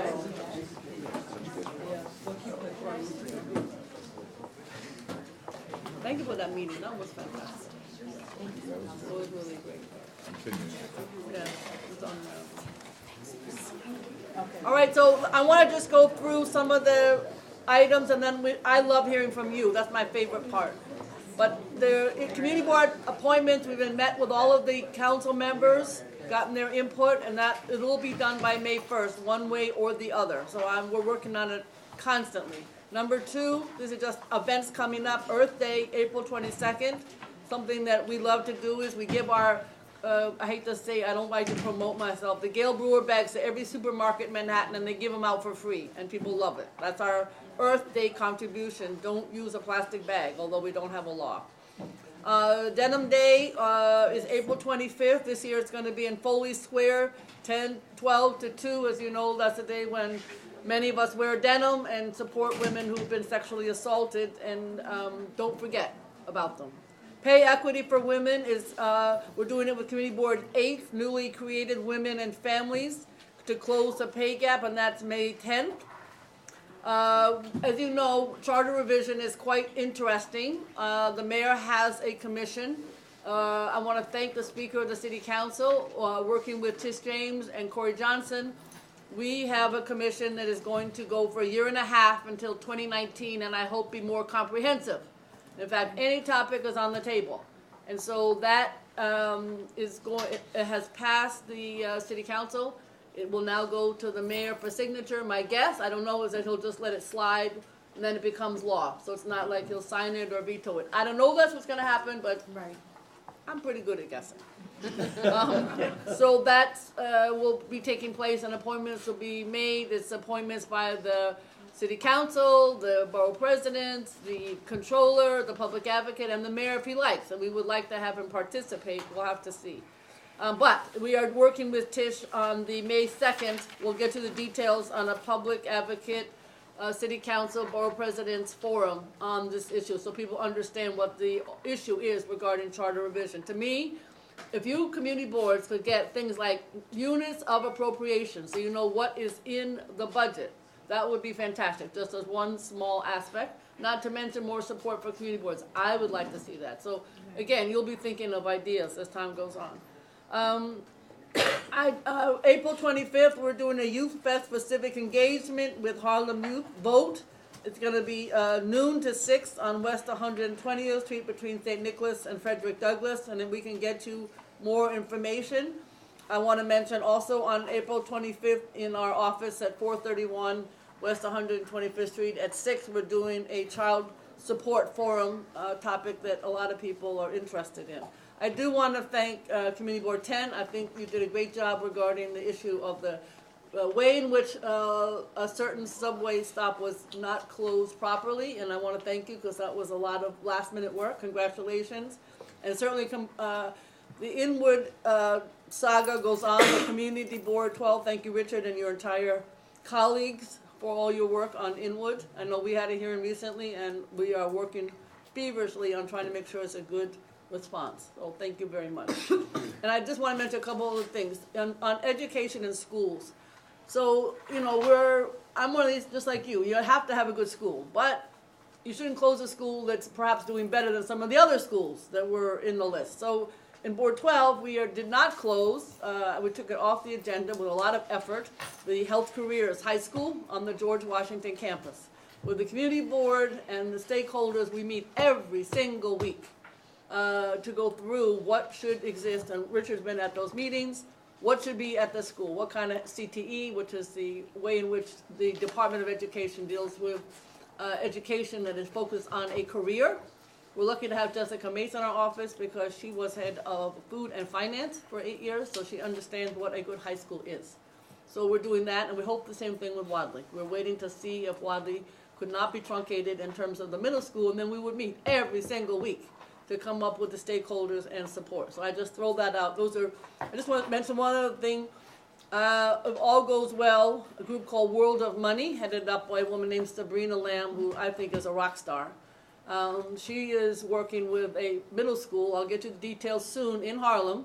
It's actually in Board 9, that will be, hopefully we mentioned it, an excellent middle school and a different way of doing things. I have to give the superintendent for Community District 5 in Harlem credit because she said, go for it. And we'll see if a different model for a middle school will be successful, but I'm very excited about my initiation of that particular effort. And then NYCHA. So yesterday we met with, I think, another rock star called Vito Mataturi, who is he's the manager of NYCHA. He's not the head of it. The current head will be there till the end of this month, and then not until May does the Stanley Brezhnev start as the interim head of NYCHA. So there'll be a month when, to be honest with you, there's no head per se. But I am a big fan of this individual. He was head of enforcement and then deputy commissioner at HPD for some 30 or 40 years. And that's why I know him, because he's all been around for a long time. He's good. So I think, to be honest with you, for your community boards, we all care about NYCHA. If there are suggestions, this is the time to make them. He's going to make some big changes. He's already made some personnel changes, but I think this is a time where you have open ears. People will be responsive. I've even heard from staff that, to be honest with you, memos that they wrote for many years that didn't get read, now get read immediately and get responded to. That, to me, is the best information possible. So this is the time for NYCHA to get input. You have a real willing person who's willing to accept suggestions, criticism, and better ideas. I don't know, NYCHA's challenging. So those are my quick reports, and I'd love to hear from you. I don't know what else you want to add, but thank you very much. I have not a thing to add. Let's go on to board reports. CB1. Good morning. I have five very quick items. Last week, we had the rollout of our neighborhood community offices in the first precinct, and it was both well attended and very well received. They've already started to engage some of the local schools and community organizations. So I don't know if other boards have seen this rollout of the NCO, but it has a lot of promise to us. Along with that, we had a meeting with the head from NYPD about school safety. Obviously, after the incident in Florida, we're very concerned about what are the processes, what is the training available, what's the communication with parents. And that was, it was actually very enlightening. They have done more than we realized. We want to continue the dialogue, but it was a very good first step. We're wrestling with, as I know the city council is right now, with helicopter issues. We have a heliport at the foot of Wall Street with thousands of flights per month. And it's both an issue of safety, but also quality of life. The pollution, the noise, and the flyovers are really an issue. So that's, we're working that issue very closely with our local council member, Margaret Chen. Next month, I hope to bring to you, we have, and I think some other boards have availed ourselves of an urban fellow program, where we've had 2 urban fellows this kind of term. And they worked on a project to determine what we call impact fees. And what they've done is a very complete study of development in CB1, both new buildings and buildings converted since September 11. And then measure how much more people, sanitation, traffic. And we're going to try to come up with some suggestions or options about impact fees. We're going to release that report, actually review it next week at our full board, and I'll bring everybody previews of it. So that's it, thank you. Thank you. CB2. CB2, well, I'll just tag team. We had an urban fellow looking into Soho. Where are the manufacturers? Are they still there? And happily, there were enough for the urban fellow to interview, so they are still there. Plus looking into what the new types of manufacturing will be, and I know that we'll be working with your office further on that. Obviously, the L train is a huge concern. We wrote an extensive resolution on that, and I do hope that all of those points are taken into account. Something else that's sort of near and dear to our hearts. So we've been hearing a lot in the media about a certain building owner that filed false paperwork saying that there were no residents in certain buildings. CB2 proudly was way ahead of that because it's obviously been going on just in the news now. So we did pass a resolution last year about false filings and about a certain entire category of residents that are completely left out of DOB, and we're seeking to find ways to both bring this into the limelight, right? It's in there now, but also get the city agencies to coordinate, right? So there are agencies that have information on people living in places, yet the DOB doesn't know because the form that they get says nobody lives there. So the more agency coordination we could get, I mean, we live with these computers, there might be ways of those things to tell each other what's really going on and stop this from happening, and I want to see big penalties. If they lie, oh yeah, they should pay. Basically, briefly, we're still slogging through the huge influx, liquor licenses, sidewalk cafes are very big this time of year. Land use applications, the very, very sensitive and delicate Merchants House Museum that I hope many, many of you have been to and will come to, is in danger because of potential construction next door, and you can't replace something from the 1800s. It's becoming product drop season, and of course we're keeping an eye on, and you've heard it from me before, the new business models that actually depend and foster big lines on the sidewalks. That's their new model. And so that, of course, changes quality of life for the rest of us. So there'll be more next month, I'm sure, but let me stop now because it's a long day. I know CB3 was unable to be here. CB4? CB4, it's almost a repeat of what I said last month, because the issues still remain. I don't have to talk about Department of Buildings, because CB2 did it, okay? Terry's right out there. We have those same issues, the demolitions. Oh, we didn't know we couldn't do it. Oh, but it's gone. Well, we have to negotiate. And a part of the issue is, well, we can deal with the developers and get some mitigation from them and get some more affordable housing out of them, because it's an ongoing relationship with the developers. But the Department of Buildings, they don't know what's going on. They don't red flag. They don't have the information, or they don't know how to use the information they have, or they ignore the information. Whatever it is, effectively, they're not effective. Okay? So thanks for whatever you're doing. And yes, bad filings, they lie, get them. Okay? But our main issues right now is continuing Port Authority bus terminal, the reconstruction. We're developing a very, at least at this point in time, what we would describe as a fairly amicable, reasonable conversation relationship. I mean, nothing isn't, no plan is out there yet officially. We still have our goals to reach, and they're hearing them. They're not necessarily saying they agree with them, but we're not throwing things at each other. We're talking, meeting, walking the actual streets with them, and their surprise is, oh, really? Those buses are parked there? Those are our buses, or the buses that go into the Port Authority? Oh, we didn't know. Who knows? Did they not? That's what they say. And Bert, the other thing that's good news is you, in general, New York has developed a better relationship with the elected officials in New Jersey, In New Jersey, too. I've had exactly. dinner a couple of times with people, and I didn't even, I don't go to New Jersey normally.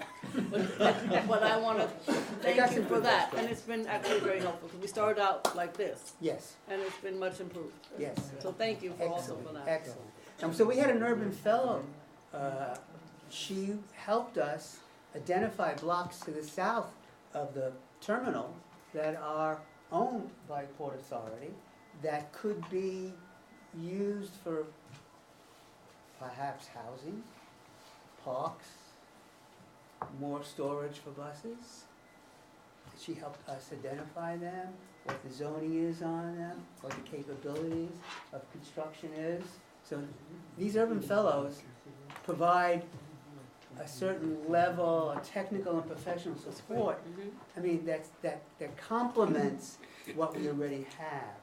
But they're good for special projects that we don't, on a daily basis or a monthly basis, don't have the ability to focus in on.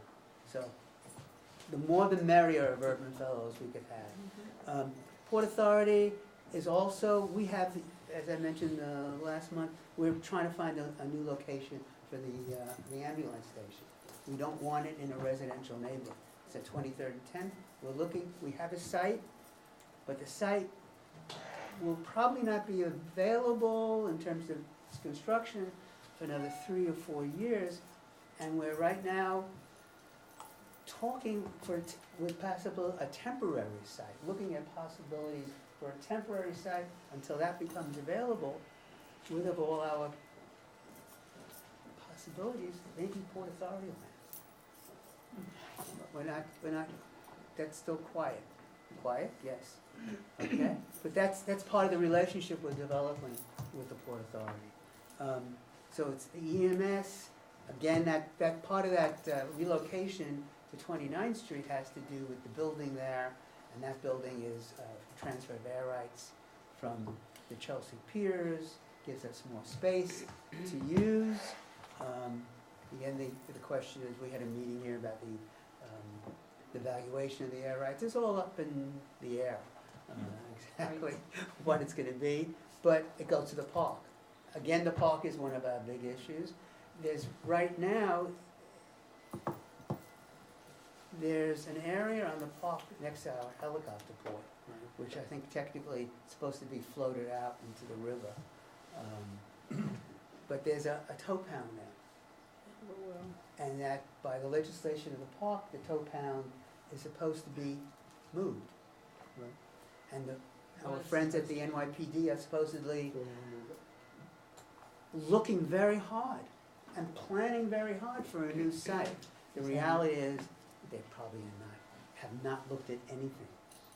And they're just saying, no, no, no. And in fact, we discovered in the current proposed budget, there's money not only to shore up the Pier 76, which we all be for, but also to do something for the actual structure where the tow pound is. And we just have some questions about why is money going to a facility that's supposed to be moved. And we have all these questions, data questions, okay? What's the technology today was it the same technology from 10 years ago when the tow pound was established? No. What's the capacity? Why do you tow some cars and not others? Are you towing as many as before? These are questions, data questions. I don't want to go into all the details. These are some of the big issues. Pier 76, bus terminal, EMS, demolitions. Thanks, Bert. CB5? Yes, I will limit it to 2, but I first want to say thank you to Gail and particularly to Lucille for this morning's Yes. presentation and Yes. questions and answers. It was really fabulous. I know Lucille, she not only got out there and did it, it was like almost immediate, Lucille. And the way you brought everybody together, Yes. and it was so much needed. And Gail, we emphasized that future meetings, there was a question on whether future meetings should be on our own or with your office, and I think we all collectively feel the importance of. I'll be glad to, of course. Yeah, Of thank course. you. So thanks again. Okay, quickly. We approved protected bike lanes on 26th and 29th Streets. These are going to be bike lanes that go from river to river. Board 4 and Board 6 have already approved them. Just to give you some ideas, it's approximately 400 to 500 cars use 26th and 29th. It turned out to be quite controversial because of the businesses and the residents in terms of loss of parking places and that sort of thing. So we had a lengthy public comment, question and answer at two meetings with DOT Borough Commissioner. And the community was basically supportive, but they really do have some concerns. So we recommended approval, but we insisted that DOT return to us after installing and as soon as possible after the significant data can be collected, give us the information after the redesign. It's my experience from Board 7, when I was on the council, that what we did was, Yeah. we literally walked up and down after it was implemented. I'm just making this up, a senior center needs an accessoride, oh my God, we forgot. Right. The liquor store, the turn is just, can you move one more car because it just doesn't work, etc. Okay. So I'm just saying, you probably need to Get do out that. there And then DOT, makes the adjustments, they will do that. But you can't just say, oh, it's fine to buy. Right. You gotta have to go. Okay. You gotta keep working. You gotta keep working. Okay. You really do. We also added in our resolution that to ensure safe and lawful use of the streets, we wanted in particular funding for more street ambassadors to help deploy them in the streets around the new bike lanes and keep with the adjustment of this design. So I think that all plays into what Yes. you're saying. Okay, the second thing and last thing is, Bolt Bus. God. We had a request. Everybody knows what's doing Port Authority, by the way. We're gonna do a walking, give them a walking tour as well, and we hope they'll have the same reaction as, oh, I didn't know all of this, because it really is very overwhelming, the number of buses. And in our case, we have more buses, but in your case, you have larger groups, I think. That was what Christine was just telling me. But anyway, I don't know if others know this, but several companies have been offering low-cost intercity bus services from on-street pickup and drop-off locations without any authorization from DOT. Not surprising. And there's no regulation, so we've seen a high concentration of buses in certain areas of Midtown that present problems with the sidewalks, traffic congestion, on-street bus parking, and double parking. It's the interesting thing is that Bolt Bus that put in for this request is presently in Hudson Yards and doesn't really need to move. So the residents came, and it was quite a meeting with absolute unanimous opposition. And on a variety of grounds, they talked about hazardous emissions, escalation of traffic congestion caused by idling and double parked cars. Dozens of buses would be added to an already overcrowded street. Hundreds, if not thousands, of passengers would add to already crowded street walks. So we voted against this.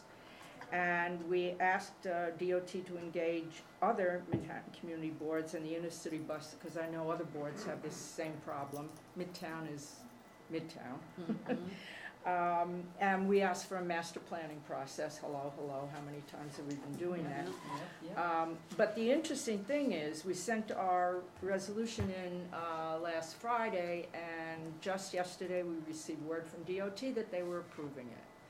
And we were reminded, here's the reason why, that They're there was a approving the bus. the bus company that put a lawsuit through in CB3 and 1. So now they're saying that they cannot support our positions because of residents or businesses. It has to be if there's a hospital or a school or whatever. I mean, Crazy. Yeah, it is crazy. Okay, so And we've gotten a bunch of letters from residents about Okay. this Good. particular issue. I think we're particularly, I'm particularly surprised because they don't have to move right now. Why don't you leave them in Hudson Yards, see what happens, and then look at it? But no, they're doing it. We'll follow up. Yeah, okay, that's it. Thanks, Vicky. CB6, I know that Molly had to leave early. CB7? CB7. So, we passed this month 2 resolutions that I think are interest. One was on our Linda Rosenthal, Assembly Member, has a build on the look-backs. Presently, if you're in a rent stabilized apartment, you can look back 4 years. Most of the people in our district have been in their apartments more than 4 years. So Linda's resolution is that extends the look back all the way back so that one could see one's rent history. And anyone that's interested, I have copies for you. We also have 2 new super talls that are going up, but they're not super tall. Technically, super tall is a few hundred feet taller than, so we're calling them too tall. All these technical terms. They're 70 stories high. To me, that's too tall. But and so we've been, and 2 buildings will be on 66th and 65th Street, which are major crosstown. So we're going to have a meeting with CB8 Transportation to deal with it. We met briefly with Transportation last week with DOT just to kind of look at stuff. But as we get closer, we will definitely meet with CB8. We're working with CB9 on a joint forum. The first one was very successful. It was, this one is going to be next Wednesday, April 28th. The topic is garbage and sanitation. With great diplomacy, we were able to get people from NYCHA. We actually had 7 NYCHA representatives there, including Kathy Pennington, who was on the panel. They took down notes. They actually contacted people afterwards to help them with some of their problems. There's a reason for that. They are It's sending. called veto. It's called veto. Okay, well, whoever did it, we're thrilled. No, it's veto. We're getting 2, they're sending 2 people to the panel this coming next Wednesday. And we also got somebody from the Teamsters there. It was very productive. So what we're doing is this one will be in CB9. The next one will be on safety and security, and that will be in CB7. And the last one will be in CB9. And I have flyers if anybody's interested. Our urban fellow is working on collecting data for us in a way that we can use it going forward. And we're dealing with a whole bunch of construction issues. What else is new? True. I'm on 67. Can I make a comment about the DOD falsified P-71s? Is that? So we need to continue, sorry. You can come back. Yeah. Thank you, Roberta. CB8? We had a homeless forum last week or the week before. That was great. People from all over the city. Ben Kalos was on it.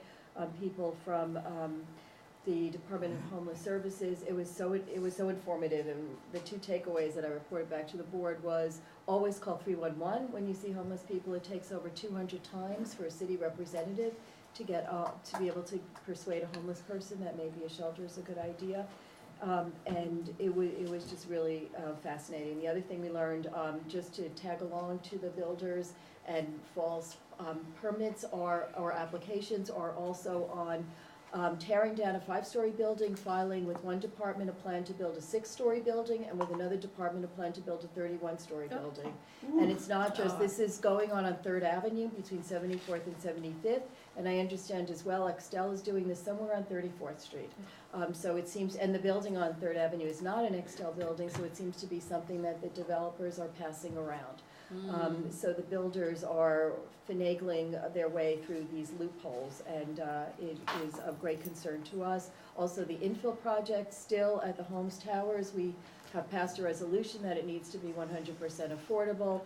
The city wants it to be 50% market rate. So we have been responsive. The Frick Museum wants to expand. The first plan was shot down by the public, who are very upset about its wanting to build on the garden, even though it's not open to the public. So they're coming back next month with new plans, new architect, not to build over the garden, rather to enhance the garden. So we're looking forward to that. Small Business Target is now targeting various neighborhoods with curated department stores to showcase merchandise for those specific neighborhoods. They want to put in a store on 69th and 3rd, and also in Midtown, and possibly in the Village, several of them around Manhattan. We feel that this is a department store not permitted by the zoning rules, and it's a death knell for small businesses, which are already having a whole bucket load of problems and vacancies.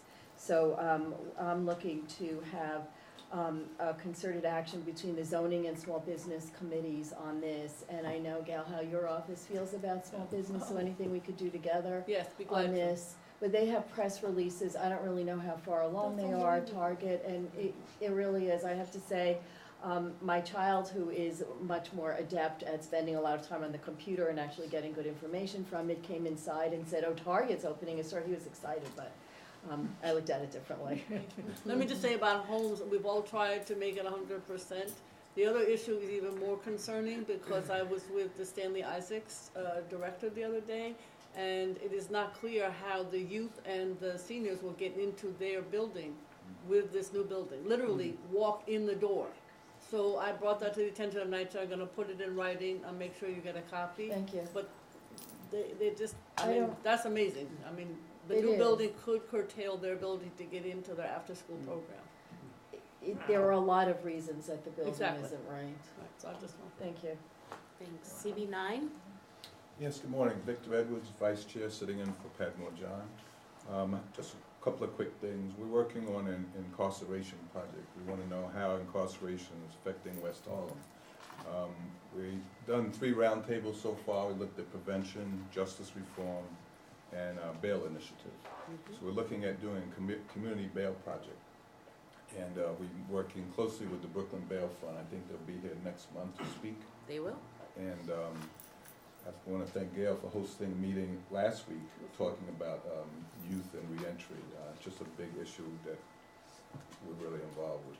Secondly, I think Roberta already mentioned the NYCHA forums that are coming up. I'm a former NYCHA employee, so I'm very familiar, very interested in what's happening there. We have 2 large public housing developments in the area. So next Wednesday is the next forum coming up. And I think a lot has come out of the first one. Yeah. People really talked about that, so looking forward to that as well.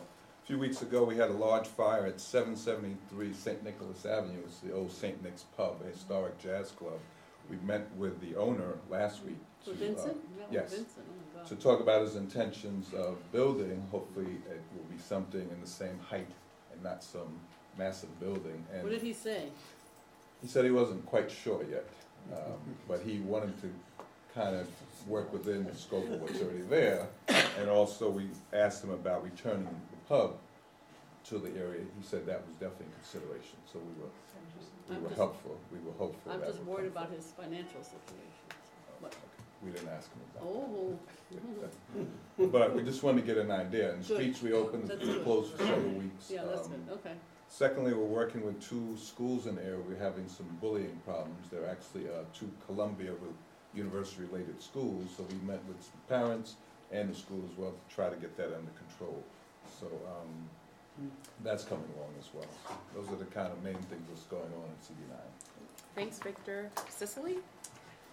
Good morning, I'm Cicely Harris from CB10. First of all, I'd like to thank Manhattan Borough President Gail Brewer for her support as we had to have a small press conference about the 110th Street closing of the BC line. They forgot about us, that's basically what happened. They forgot that that stop was in CB10, so they didn't give us any type of notice. We found out like 2 days before the stop was supposed to close. But thank goodness that Manhattan Borough President Gail Brewer got right on it. They came to our board meeting, then we were able to have a press conference 2 days later where we got New York One to come out, and we really were able to bring some exposure to what happened. It didn't stop it from actually closing. It's still closed that next Monday, but they increased the bus service for us, that M10 bus that runs Central Park West all the way up to Frederick Douglass Boulevard. They also had people, street corner people out passing out bulletins about it, and some people are still out there now. So the same cast of characters were here for the L Street were there for us as well. So, you know, when I walked in, they were like, hey, I was like, But yes, and I want to thank them as well for even coming out, because they took a beating at that press conference. But as they should. So thank you for that. Also, CB9, we did a joint letter for the firefighter that was killed in that fire, Lieutenant Michael Davidson from Battalion 69. So thank you for us getting together and doing that. And the family was there when we presented a proclamation to the family, and they were very grateful for what we had and what we did. And they said they would reach out to us if they needed anything. So thank you for that. We have a street co-naming coming up April 21st. One of our board members, Mr. Dabney Montgomery, he was a Tuskegee Airman, and he also worked as one of the bodyguards for Martin Luther King Jr. In the Selma March. He was one of our board members for a while, and the street is 136th Street between 7th and 8th Avenue. Everyone's welcome to come out. It's on Saturday at 11 a.m. where we'll be honoring him. Also, really quickly, bike lanes, always a problem, always very interesting and a source of confusion for a lot of the residents.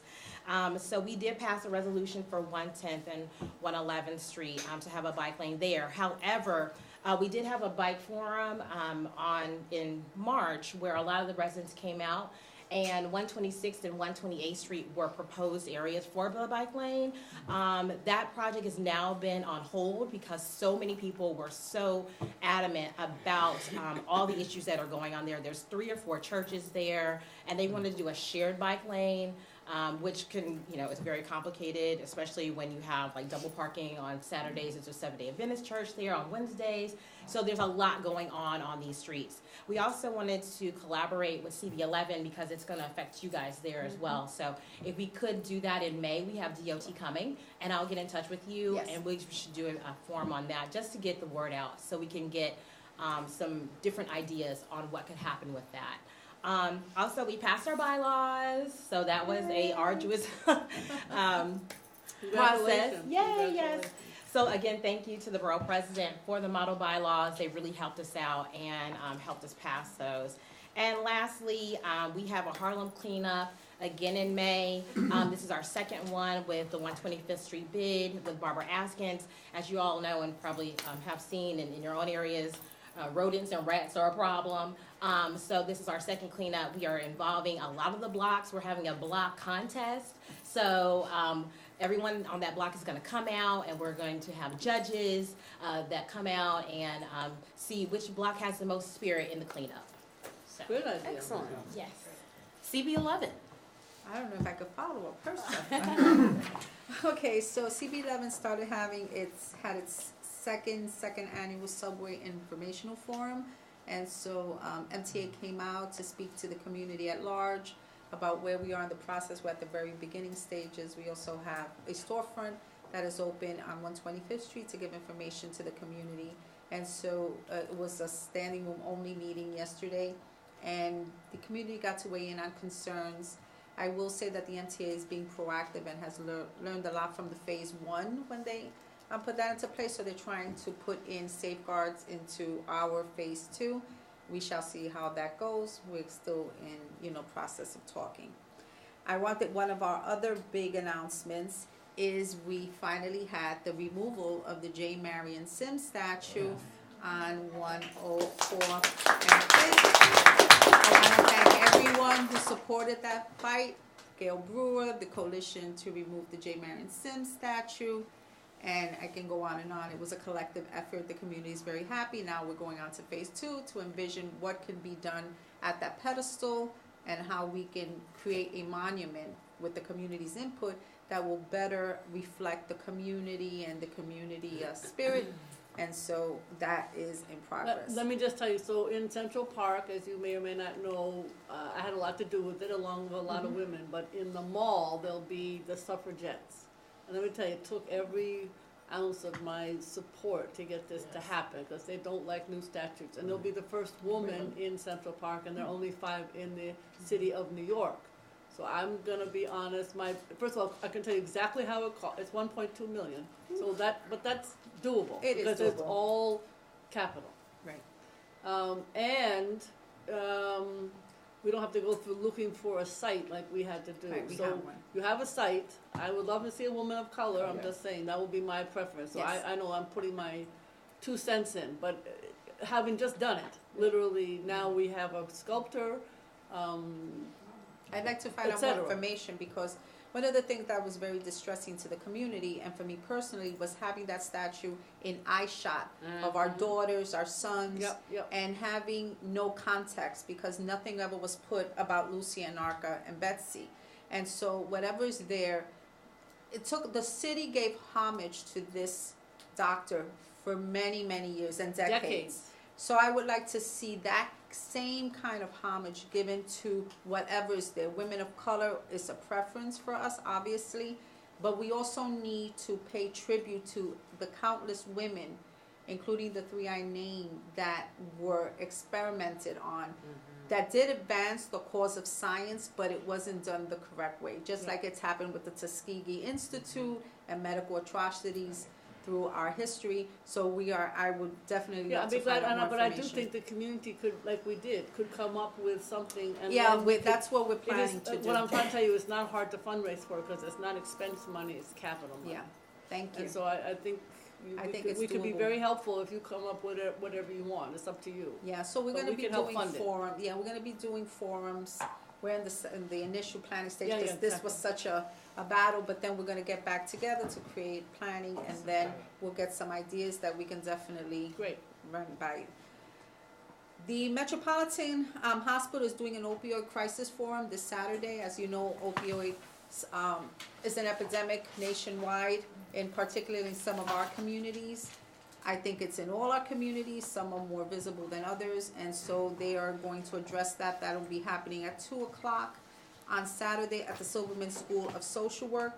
Tied to the Metropolitan Hospital, since I mentioned them, I want to bring to everyone's attention that Metropolitan Hospital is the first health and hospital that has its first vestibular center for vertigo and dizziness and rehabilitation through Health and Hospital. So that's a new initiative for Metropolitan. We're excited to see that, because for many years Metropolitan has been on a downgrade, and there's quite a concern that it may close. And so seeing the new initiatives that are actually starting to happen at Metropolitan, and the foot traffic increasing now with the closing of phase 1 of the subway, we're hoping that will help revitalize Metropolitan Hospital. I wanted to mention that Gail has been instrumental in holding a meeting with us for Children's Aid Society. Children's Aid is a very big CBO across the city, but particularly in East Harlem, offering services.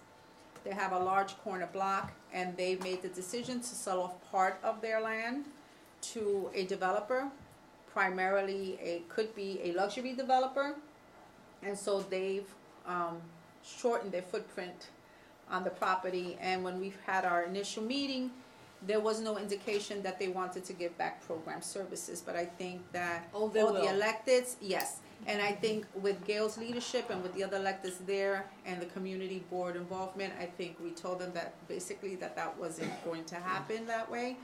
And so we're still in the process of talking. They've had 4 meetings.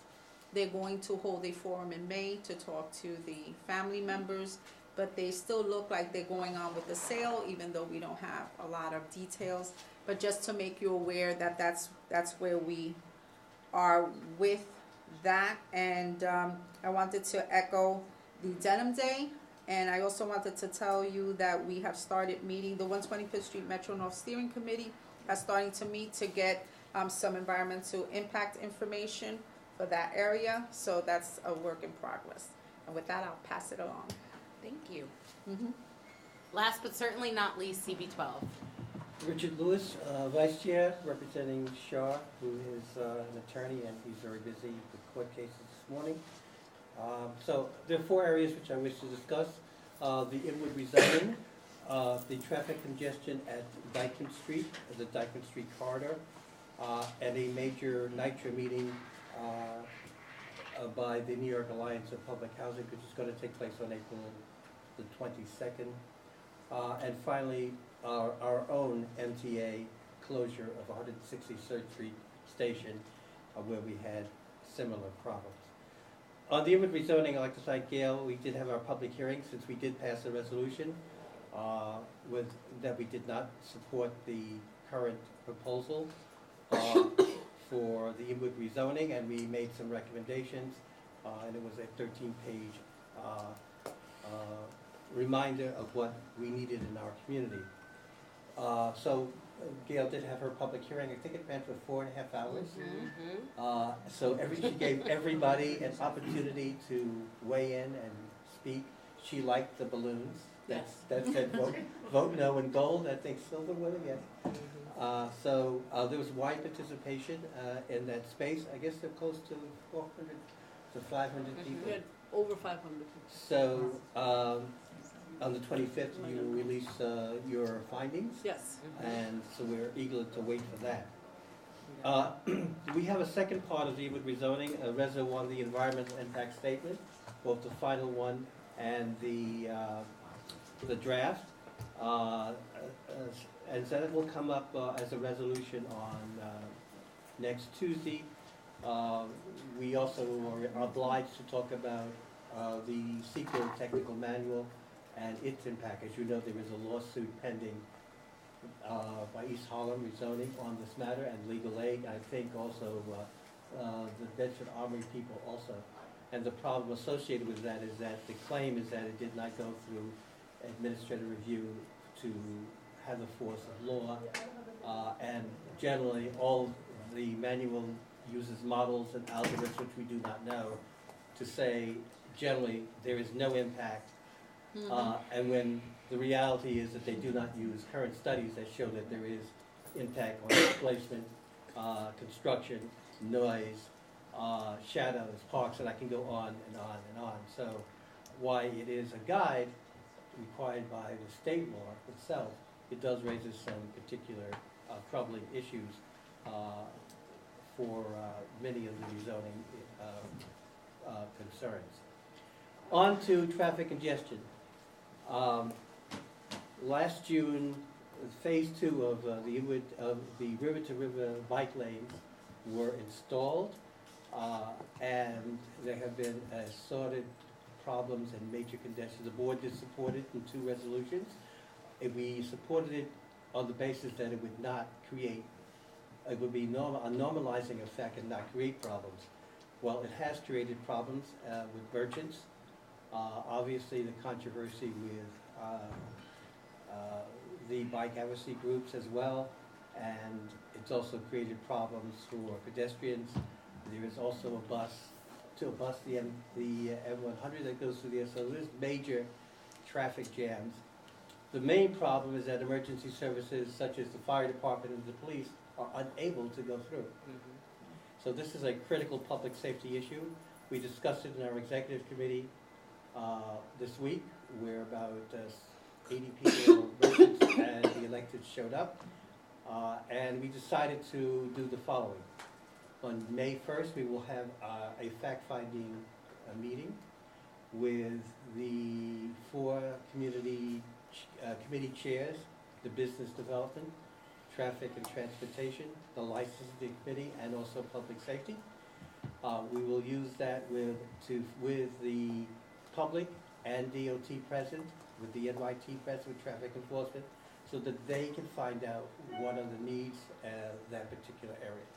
We do not want them to make a presentation, but we will allow them to have a public hearing, which will be on the 8th, to use the facts that we have given to come up with a proposal, both for an immediate response to the congestion and a long-range suggestion. We want essentially to get it right.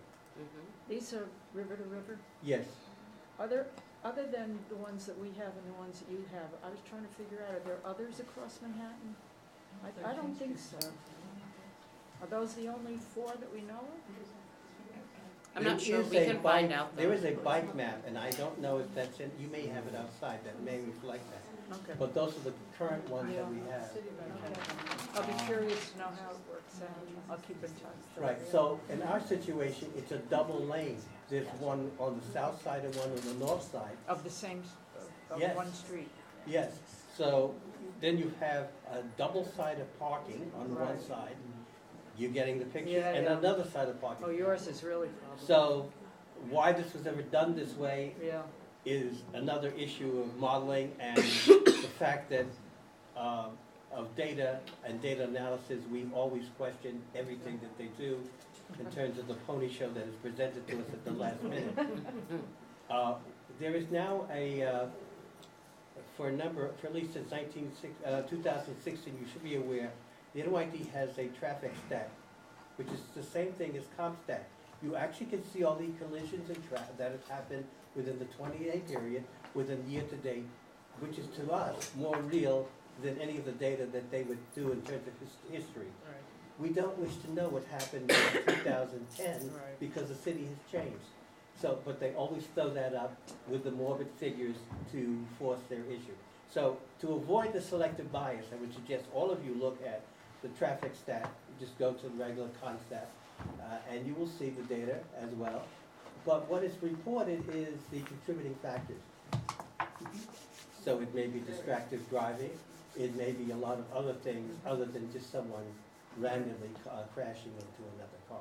So it's pretty thorough, and I would suggest that you look at it, and the maps are even better that are on there. So on the 15th, we will have, the executive committee will pass a resolution that we will present on the 22nd in terms of our suggestions to deal with the bike lanes and the traffic situation.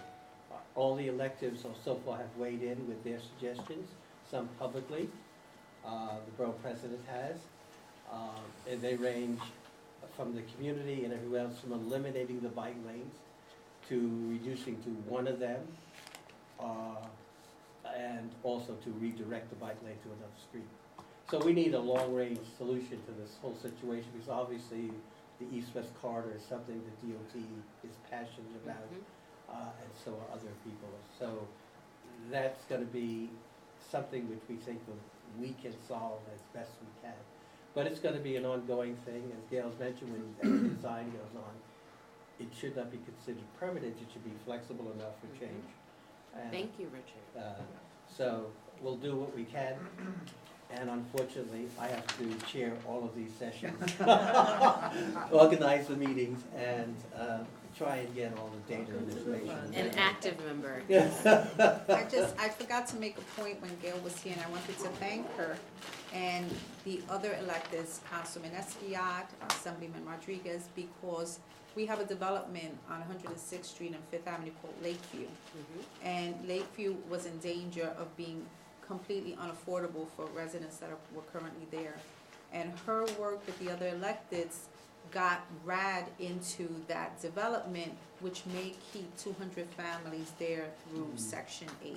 So please thank her for me. I meant to convey that. Thank you. So, yes, the third issue is there is a major meeting with the New York City Alliance of Public Housing, where they will gather all the borough people who are associated with the residents associates to decide, to show what has been going on from day one in terms of the resolutions of all the problems in NYCHA. And generally, they pass a general nice statement of everything, which Gail has signed on and Community Board Club has signed on it for the past 3 years. So it's the meeting is at 633 Avenue of the Americas, at 3rd Avenue. It's at the community's CSS, Community Service Society. So Victor Bach is the person involved. If you wish to go, I think this is security, so you should contact him, and I can email all that information to you. So that's very important to you to keep up to date on Send that. to me, please. If, Yes. anything that you would like for me to share post-meeting with chairs and other folks, please send to me so I can, Brian and I can send it out. Susan, did you want to make a comment? Thank you. The connection was, PW1s, which is where everybody knows is the occupancy issue. DOT has informed me that a landlord has an opportunity to revise the permit, and then they will not be fined. And it seems to me like that's a real problem. My landlord, for example, has about 100 buildings, and we've documented 300 instances of falsified PW1s across his portfolio. And that's only from 2006 to 2017. And I was very frustrated to find out that only 84 summonses, violations were issued on those 300 instances. And the reason why is because the landlord went back and amended them. So I said to DOB, this is sort of, seems to me like as if I stole something from you, and then I said, oh gosh, I'm so sorry, you can have it back. It's still robbery, so it still should be documented. Also, it's $4,800 and a misdemeanor per instance. And I've seen instances where there's been no fine whatsoever, or a fine only $2,400. So I'm glad you guys are talking about it, because it's a real issue. Thank you. So, are we finished? Almost done. You got one, you got, You're done. yeah, we thought you were finished. We have a motion to adjourn it. So you got one more thing you can talk about. Yes. We need to wrap up. That's what happens when we're last. You've got to reverse, just like the. I'm gonna now put you first, cause. Start in reverse. So, we had our own MTA closure of 160 West 100th Street Station. The MTA crashed a transit and transportation meeting the week before to inform us that they were closing the station. That was the notice that CB12 got. We then passed a resolution asking for, well, what is exactly the details of the plan, more specifically, is it ADA compliant, will there be shuttle buses?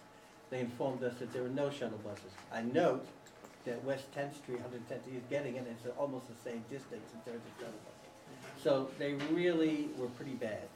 And this has been an ongoing problem with them, and there's just no avenue of reform. My other question on that is, can we get the ridership data publicly on every single station? They should have had that a long time ago, since the computerized Metro cards give information on who comes in and who leaves. Not who leaves. Huh? Just who enters. Because you don't swipe. We can certainly check with DOT and with sort of MTA to measure get who to leaves, that. but you can measure who leaves because you know when they exit. When they, there's a way of determining when There's they. numbers, but there's Yes. an algorithm. Okay, so just to wrap. That would help because, Okay. and then also with the buses, because when they start cutting service, they No, can play absolutely. games and we have no information, so in terms No, of local data, absolutely. we should be able to I do mean, that. I was hearing today in general that there's a need and a desire for data, and from what it sounds like to me, they have the data, they put the data in places, but they don't put it in places that make sense for people to be able to just grab it. So I think, I'm sure that there is a place where they have ridership data, but I'm gonna have to ask them, where do you have this and where can we find it? And a lot of the other questions that people had about data, I'm also going to be asking them to sort of consolidate and put that in a user-friendly place for people to be able to There access. are 2 points. We'd So like to have the numbers, Sure. sorry about You're that. killing me! You're killing me! From someone who deals with data all the time. I hear you. We'd like to have the raw information. The raw data. And then whatever else. I got you. Okay, Can so I one. just add one quick thing? Just really quick. There was an article Thank about art people and other small businesses moving into areas and with a concern about gentrification and an approach towards these businesses or artists to stop the developers on their heels or to have them respect the community. If you're interested in the article, I can scan it and send it around. Please send it all to me. That's it. So Thank finally, you. guys, before we adjourn, I just want to acknowledge that Aries Dela Cruz is leaving our office. He will be taking a position with the governor's office as the liaison for community boards and doing community outreach. So I know that Aries will be coming to your board meetings. So remember this face. He's wonderful, and we look forward to continuing to work with you in your new capacity.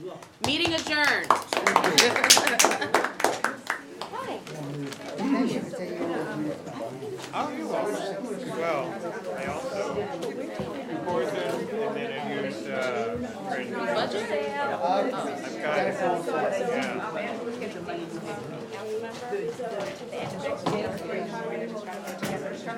Capital?